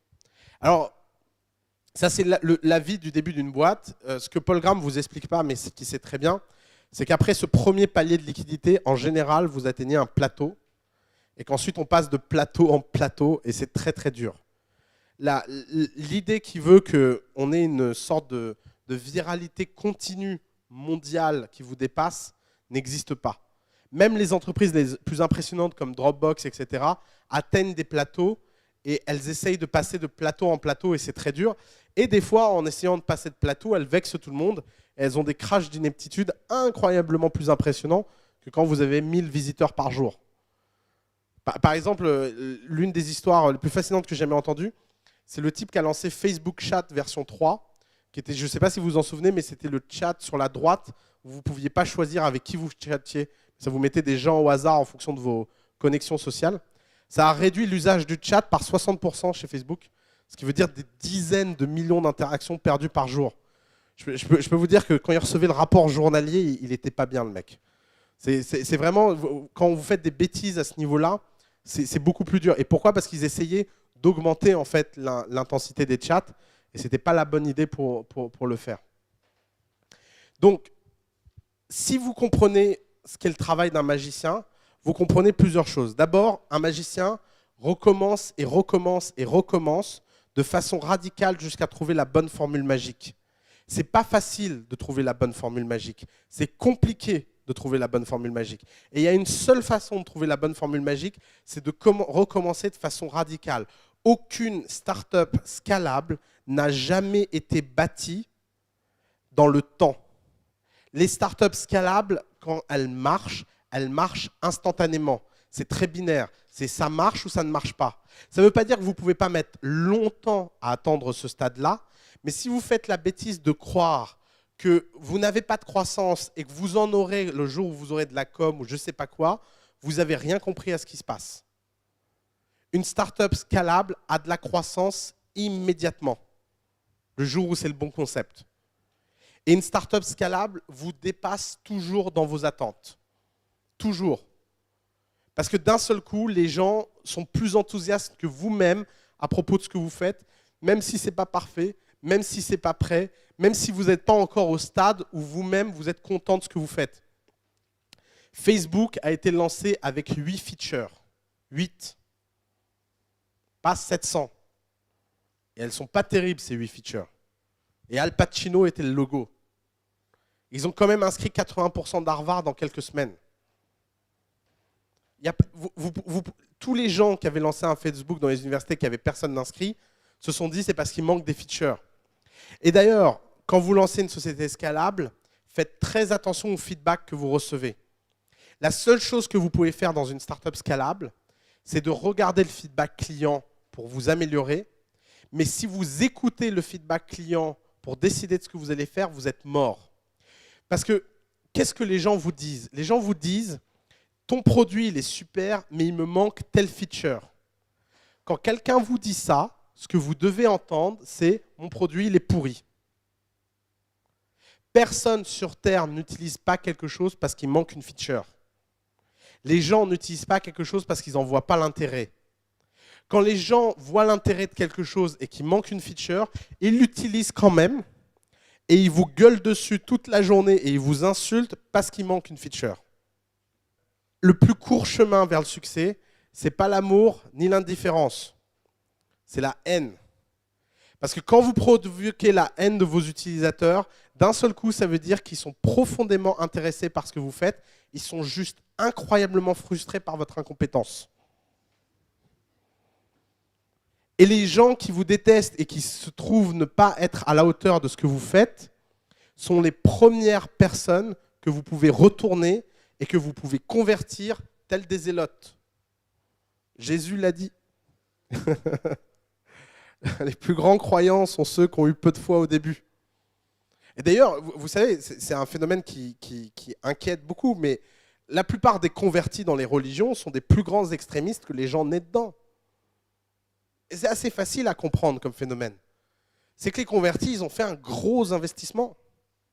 Et c'est la même chose avec vos utilisateurs qui ne sont pas contents. Ils ont fait un gros investissement.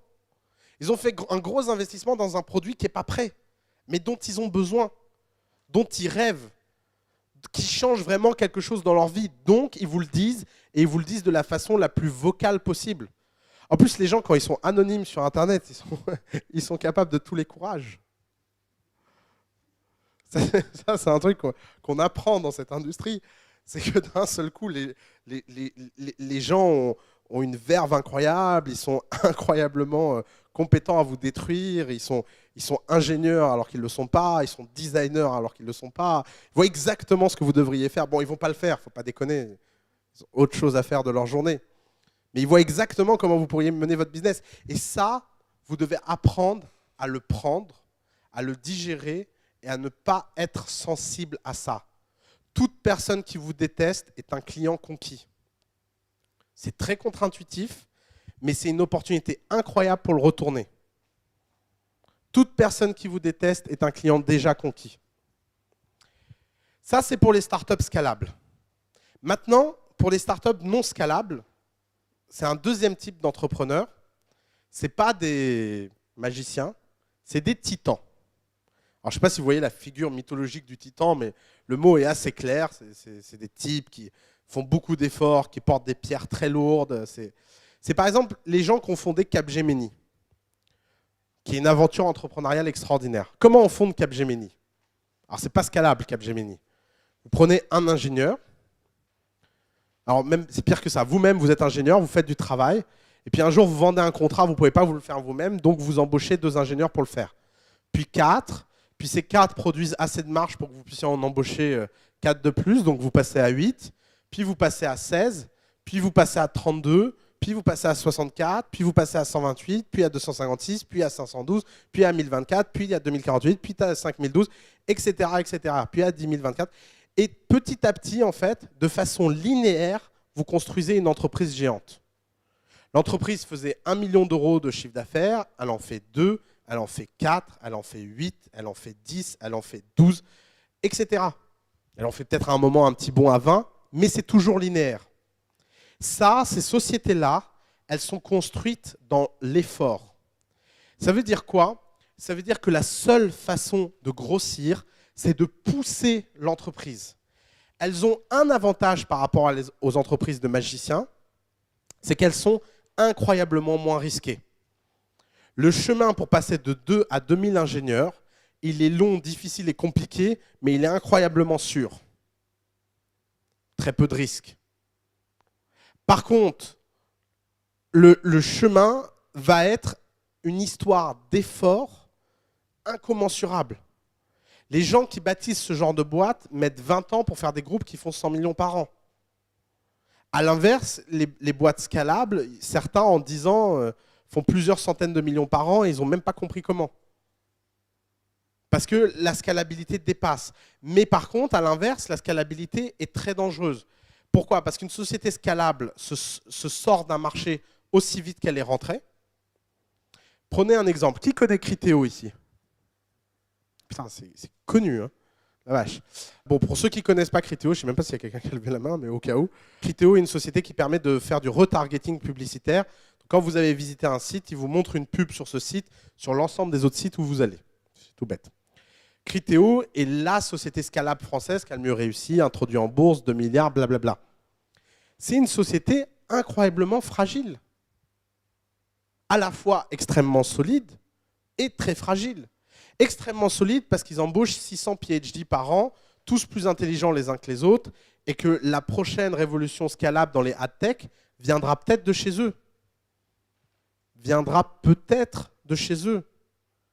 Ils ne sont pas à l'abri qu'un type au fin fond d'une chambre de bonne ou dans le coup d'État ou je ne sais pas où trouve un algo bien plus efficace, un cookie bien moins intrusif et renverse l'ensemble de leur marché en 2 ans sans même qu'ils s'en rendent compte. Ces sociétés-là, et c'est la même chose pour Google, c'est la même chose pour Facebook, ne sont pas à l'abri d'une révolution et d'un changement de paradigme. Alors qu'à l'inverse, les fameuses sociétés de titans de l'effort, elles, sont extrêmement ancrées. Une fois que vous avez 3000 consultants qui travaillent pour vous et qui ont de façon à peu près vampirisante capté 300 clients, d'ici que les 300 clients se barrent pour aller vers quelqu'un d'autre, il va se passer beaucoup de temps. Et vous avez le temps de voir la transformation arriver, vous avez le temps de voir le shift de marché et vous avez le temps de vous réinventer. Elle est là la différence. La différence, c'est que d'un côté, vous avez des sociétés qui sont incroyables lorsqu'elles marchent, mais vous avez peu de chances de les faire marcher, qui sont incroyablement risquées, même lorsqu'elles ont marché, mais qui sont incroyablement excitantes et qui atteignent des échelles de valorisation, de revenus, etc., qui sont unheard of. À l'inverse, les sociétés de titans, elles, sont beaucoup moins risquées, beaucoup plus probables, beaucoup plus linéaires, beaucoup plus prévisibles, mais elles ont des rendements et des tailles maximales beaucoup plus faibles. C'est le premier arbitrage que vous avez en tant qu'entrepreneur. Est-ce que vous réfléchissez à des idées scalables ou est-ce que vous voulez devenir un magicien ou est-ce que vous voulez devenir un titan? Alors, le hardware n'est pas forcément une société de titans. Le hardware est de plus en plus scalable pour 3 raisons. D'abord, parce que la capacité de fabrication et les usines, maintenant, sont un service disponible à la demande. Il y a un pays qui s'est spécialisé là-dedans, ça s'appelle la Chine. Et en Chine, tu peux fabriquer ce que tu veux pour pas cher, quand tu veux, comme tu veux, au niveau de qualité que tu veux. Bah, Apple est fabriqué en Chine. Il y a cette image qu'en Chine, on ne fabrique pas des choses de haute qualité, c'est parce que c'est une question de prix. Si on paye le prix qu'il faut en Chine, ils sont capables de faire des iPhones. D'ailleurs, pour info, Louis Vuitton est en train de transférer 80% de sa prod en Chine. Ça fait réfléchir sur la capacité de la Chine à produire des choses de très haute qualité. La deuxième chose, c'est que maintenant, dans le hardware, tu vends avant de fabriquer. Nest a toujours vendu et créé de l'enthousiasme à propos de ces thermostats avant même de les fabriquer en usine. Ça, c'est le grand changement paradigmatique de notre époque. Au XIXe siècle, il fallait avoir une idée, convaincre des gens de vous donner de l'argent, aller la vendre, aller la fabriquer et ensuite aller la vendre. Aujourd'hui, vous avez une idée, vous pouvez la vendre, ensuite convaincre des gens de vous donner de l'argent et ensuite la fabriquer. C'est un retournement complet de paradigme. Le représentant de ça, c'est évidemment Kickstarter, mais Kickstarter n'est qu'un micro-phénomène dans un changement beaucoup plus vaste qui est qu'aujourd'hui, les techniques de fabrication sont tellement efficaces et tellement, je vais dire facile, tous les gens qui fabriquent un produit industriel vous diront non, ça n'a rien de facile. Mais c'est incroyablement plus facile qu'à la fin du 19e siècle, même si ça reste difficile. Donc Nest, c'est du scalable. Ce choix que vous avez entre les deux, il se résume dans un choix un peu classique qui est hérité de la littérature grecque, qui s'appelle le choix d'Achille.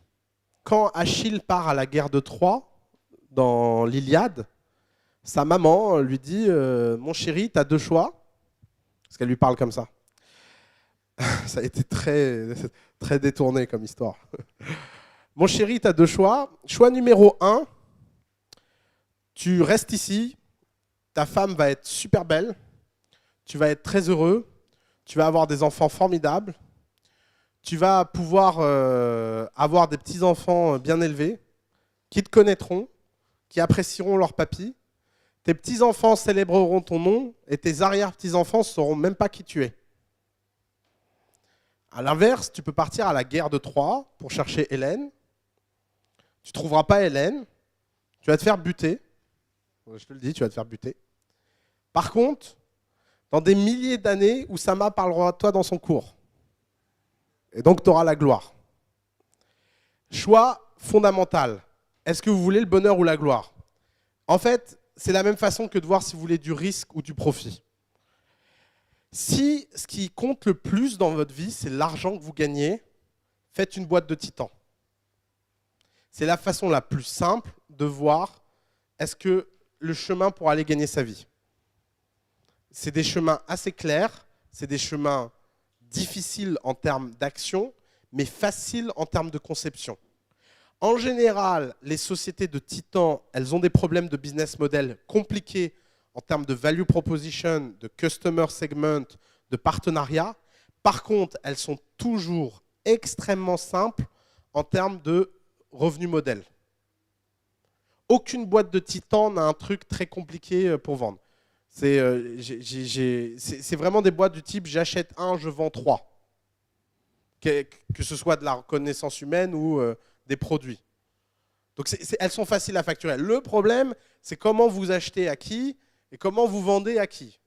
Mais le mécanisme, il est intellectuellement simple. À l'inverse, si ce que vous cherchez, c'est de la gloire, c'est-à-dire que quelle que soit la somme que vous gagnez, on parle de vous, vous intriguez et vous cherchez quelque chose d'assez égocentrique et de glorieux, dans ce cas-là, vous avez plutôt intérêt de faire les boîtes scalables, les boîtes de magiciens. Et malheureusement, beaucoup d'entrepreneurs démarrent dans l'entrepreneuriat sans voir ces deux types de nature d'entreprise et sans voir ce choix et ses conséquences. Dans le choix numéro 1, vous intéresserez des VC. Si vous êtes un magicien, vous intéressez des gens dont le métier est de mettre de l'argent à risque. Pourquoi? Parce que qui dit scalabilité dit rendement, et qui dit scalabilité dit part minoritaire ayant beaucoup de valeur. Dans le choix numéro 2, vous n'intéresserez jamais un VC, même si votre entreprise est extraordinaire. Et on verra en détail pourquoi dans les séances de levée de fonds. Si vous choisissez une boîte scalable, ce sera beaucoup plus facile de convaincre des gens de travailler pour vous contre pas beaucoup d'argent et beaucoup de rêves. Parce que les boîtes scalables font rêver. Si vous choisissez la boîte de Titan, vous aurez beaucoup plus de facilité à trouver des gens pragmatiques, chers, mais compétents. Parce que ces gens-là cherchent un salaire et ils ne veulent pas trop entendre d'histoire. Vous voyez, ce choix qui a l'air anodin, et c'est un choix, parce que vous ne pouvez pas découvrir si vous êtes l'un ou l'autre. Pourquoi? Parce que à concept identique, vous pouvez décider de faire l'un ou vous pouvez décider de faire l'autre. C'est en ça qu'il s'agit d'un choix. Un choix parce qu'il y a toujours, pour tout marché donné, les deux possibilités. Imaginez que vous voulez révolutionner le marché des consultants. Choix scalable, vous faites une plateforme où des consultants proposent leur travail à des entreprises et vous faites une place de marché et vous essayez de la faire scalable. Choix numéro 2, vous ouvrez un concurrent de McKinsey. Et vous démarrez avec 3 consultants dans une chambre et vous essayez de gagner des contrats prestigieux pour grandir. Est-ce qu'il y a un chemin qui est mieux que l'autre? Très difficile à dire. Est-ce qu'il y a un chemin qui a plus de chances de réussir que l'autre? Extrêmement difficile à dire. C'est pour ça qu'il s'agit d'un choix. C'est pour ça que le jour où vous choisissez de lancer l'un ou de lancer l'autre, vous êtes dans la situation où vous n'avez pas d'autre choix que de faire un choix. Parce que si vous passez votre temps à faire l'un, puis l'autre, puis l'un, puis l'autre, Vous allez devenir ectoplasmique et vous n'irez nulle part. Qu'est-ce que ça veut dire quand on fait un choix? Quand on fait un choix, ça veut dire qu'on peut s'être trompé dans son choix. Ça veut dire qu'on peut à la fin ne rien avoir. Et ça, c'est l'élément le plus important. Vous allez tous être obsédés par vous dire quelle est la meilleure décision que je puisse prendre. C'est la pire façon de raisonner dans le monde entrepreneurial. Les entrepreneurs qui réussissent ne sont pas les gens qui prennent les bonnes décisions. Les entrepreneurs qui réussissent sont les gens qui font. Et donc, en faisant, vous voyez si vous avez pris le bon choix ou pas, et ça vous permet d'avancer. Ça vous permet de mieux décider, ça vous permet d'avoir de l'information. Mais si cette information, vous ne la captez pas pour essayer de gagner quelque chose d'homogène, c'est-à-dire soit de la scalabilité, soit être un titan de l'effort, si vous n'êtes pas au clair avec vous-même sur le type d'entreprise que vous voulez construire, vous allez passer votre temps à tourner en rond. Et donc, vous passerez votre temps à ne jamais échouer. Cas très classique des gens qui font une plateforme et font aussi du service à côté. Le service leur permet de survivre, la plateforme leur permet de rêver. Ni l'un ni l'autre n'est fait suffisamment correctement pour avancer suffisamment haut. Parce qu'à chaque fois que vous pourriez développer votre service pour avoir plus d'argent, vous ne le faites pas parce que vous travaillez sur votre plateforme. Et à chaque fois que vous voulez travailler sur votre plateforme, vous ne pouvez pas le faire vraiment parce que vous avez des clients à servir du côté service. Ce genre de structuration normande, où vous ne choisissez ni l'un ni l'autre, c'est le meilleur moyen de ne jamais rien avoir. Qu'est-ce que ça veut dire? Ça veut dire que si à l'inverse, vous aviez fait un choix, bah au moins si vous aviez fait le choix plateforme, vous n'auriez pas pu survivre des années. Parce que vous n'auriez pas eu des années devant vous de confort, de semi-confort très inconfortable en fait. Il aurait fallu réussir ou échouer. Et cette peur de la mort, c'est le moteur entrepreneurial.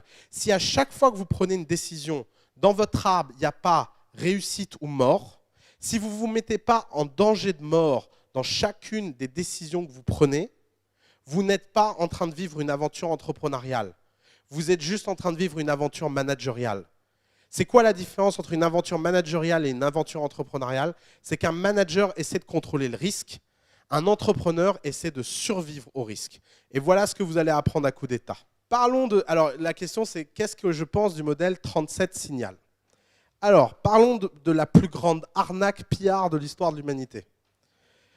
Donc, 37 Signal, pour tous ceux qui ne connaissent pas, c'est une société, c'est une agence web qui fait des produits et qui notamment a fait Basecamp. Ces types ont écrit un bouquin qui s'appelle Rework, où ils vous expliquent que si vous voulez un employé heureux, il doit avoir son propre bureau avec vue sur jardin, sinon vous n'êtes pas un bon patron. Bravo les gars, leçon universelle applicable dans toutes les entreprises. Ils ont fait des articles dans TechCrunch expliquant qu'ils m'ont travaillé. Ils ont expliqué toutes les conneries du monde sur les gars, c'est possible d'être à la fois une agence et à la fois de faire des produits. Conclusion à tout ça, 10 ans après avoir commencé, ils ont décidé de tout arrêter pour ne faire qu'une chose, Basecamp. Pourquoi ils ont fait ça? Parce que c'est des types qui ont eu une chance incroyable, c'est d'avoir un succès qu'ils ne méritaient pas. Basecamp est un mauvais produit, mais c'était un produit seul et à peu près mieux foutu que les autres. Mais ce n'était pas du tout un produit à la hauteur de ce qu'il aurait pu être fait parce qu'ils ont glandé. Je ne suis pas en train de vous dire qu'aucune start-up n'a pas réussi financièrement en faisant les deux. Ce que je suis en train de vous dire, c'est qu'aucune start-up n'a réussi à la hauteur de son potentiel en faisant les deux. Vous pouvez toujours avoir de la chance. La chance, c'est un élément exogène qui existe dans l'entrepreneuriat. Vous pouvez faire tout de travers et gagner plein d'argent. Vous pouvez tout faire correctement et en perdre beaucoup. Ce n'est pas ça que ça change de faire les choses correctement ou pas. Ce que ça change, c'est que la probabilité de gagner quand on fait tout à l'envers est très très très faible et que la probabilité de gagner quand on fait les choses correctement est beaucoup plus forte. Tout ça pour en venir où? C'est que 37 Signal, pendant des années, ils ont raconté des choses fausses par rapport à leur business. Ils ont monté en épingle des trucs pour faire du marketing et passer des heures à raconter comment ils travaillaient au lieu de travailler. Ce qui a été un super bon modèle de PR, ce qui a fait que tous leurs produits ont été connus, ce qui fait que tout le monde les a copiés, mais personne n'a jamais réussi à faire pareil qu'eux. Et quand un phénomène est de type unique, il faut se poser la question de sa réplicabilité. Et même eux, au bout de 10 ans, pour en venir où? pour en venir à la case départ. Il est où leur livre sur comment on s'est planté pendant 10 ans sur notre boîte et en fait, on a enfin compris qu'on avait une billion-dollar compagnie dans les mains. C'est-à-dire que mettre 10 ans à se rendre compte, ils auraient pu se faire sortir du marché 10 fois. Et vous savez pourquoi ils se sont lancés? Et c'est le truc qui m'énerve en plus énormément. C'est qu'ils se sont lancés parce que Asana a levé 50 millions.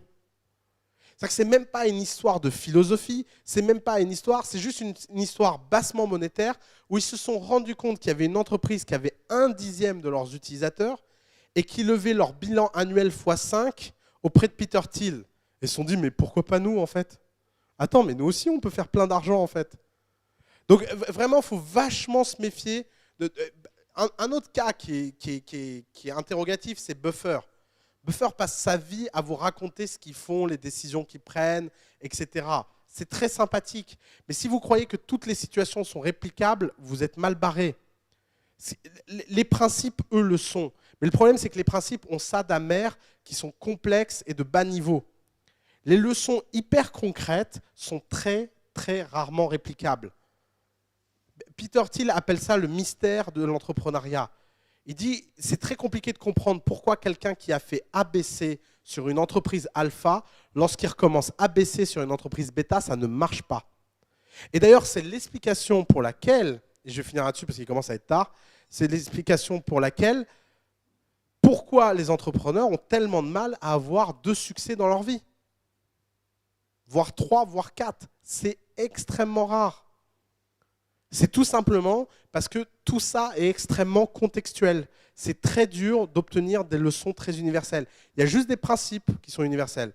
Il faut se focus et il faut éviter d'avoir une absence de choix entre agence et scalable. Parce que tout ce qu'on fait pour une agence produit des effets négatifs dans le scalable et tout ce qu'on fait dans le scalable produit des effets négatifs dans l'agence. C'est pour ça que c'est un principe assez cohérent.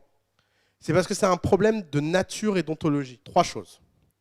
Première chose, c'est que c'est une question qui n'est pas un problème de pauvre, mais qui est un problème de riche. Aucune start-up ne s'est jamais fait tuer parce qu'elle gênait un monopole ou parce qu'elle gênait une industrie en place. Des entreprises se sont fait tuer parce qu'elles gênaient un monopole ou une entreprise en place. Uber, ça fait longtemps qu'ils ne sont plus une start-up. Ils ont un business model, il est réplicable, il est optimisé, il est grand. Ils sont une menace. Réglementairement, ils sont sous tension. Mais les types chez Uber ont déjà levé tellement d'argent et mis tellement d'argent de côté que c'est un problème de riches. Ce n'est pas un problème de pauvres. Une start-up, c'est une collection de problèmes de pauvres. Une entreprise, normalement, quand ça se passe bien, c'est une collection de problèmes de riches. Les problèmes de riches, vous aurez plein d'avocats infiniment plus compétents que moi pour les résoudre. Si vous vous dites, je ne vais pas lancer un truc alors que j'ai une idée incroyable, que j'ai une exécution parfaite et que j'ai la bonne équipe, parce que j'ai peur que le jour où ça marche, les mecs vont me sortir, vous êtes foutus. Parce que c'est hyper artificiel comme truc. Il faut déjà que ça marche. Comment arrêter une start-up et comment tuer une start-up, c'est très compliqué.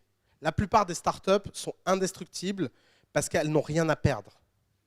Et c'est pour ça qu'encore une fois, les startups sont dangereuses. Si vous êtes un grand groupe et vous lancez Uber, ce que vous avez à perdre, c'est vos revenus ailleurs si vous vous faites fermer.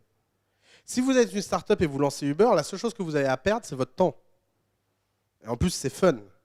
Je veux dire, les boîtes qui attaquent des marchés réglementaires ont ça d'extrêmement enthousiasmant, qu'elles donnent un côté un peu pirate à ce que vous faites, et elles sont faciles pour aligner vos employés, aligner votre énergie, aligner votre motivation. Donc, c'est un non-problème. C'est un non-problème pour cette raison. Ensuite, c'est un non-problème pour une deuxième raison, c'est que, contrairement à ce que vous pouvez penser, Ornicar, Uber, etc., une fois qu'elles passent l'étape de, on va dire, l'étape de la preuve de concept et du début, ce sont des entreprises qui sont plus faciles à diriger en tant que start-up que des entreprises qui ne sont pas sous la menace. Car qui dit menace, dit pub gratuite. Prenez les taxis à Paris. Si les types avaient un conseiller de com à peu près doué, qu'est-ce qu'ils auraient fait? Ils auraient fait une journée de taxi gratuit pour tous les Parisiens pendant 24 heures, avec un petit speech de 5 lignes qui fait pleurer dans les chaumières, que tous les taxis auraient appris par cœur, en expliquant que toi, mec, là, qui est en train de prendre un taxi gratuit et qui d'habitude prend un Uber, tu mets ma femme et mes enfants à la rue. Tu te rends compte de ce que tu fais? C'est pas ce qu'ils ont fait. Ce qu'ils ont fait, ils ont bloqué les aéroports, ils ont pété un taxi et ils ont brûlé des tonneaux. Résultat, les gens se sont dit, mais qu'ils aillent tous crever, quoi. J'en ai rien à foutre de leur situation. Pourquoi? Parce que c'était un enjeu de com. Résultat, qu'est-ce qui s'est passé? Pourquoi ces entreprises sont plus faciles à traiter? Le nombre d'inscriptions à Uber France avec ces grèves a été multiplié par 10. Parce que tous les taxis ont parlé d'Uber et ont fait la pub d'Uber. Parce que tous les journaux ont parlé de la grève, ils ont parlé d'Uber. Et il n'y a que la troisième étape qui est très difficile, qui est la transformation en entreprise et d'être pérenne. Mais franchement, si vous avez déjà vécu ces deux premières étapes, la troisième n'est pas grave. Et la troisième raison, c'est que mine de rien, l'avantage de ces entreprises, c'est qu'elles sont extrêmement rentables. Pourquoi toutes les entreprises qui attaquent un monopole gagnent beaucoup d'argent très vite et des revenus d'opportunité?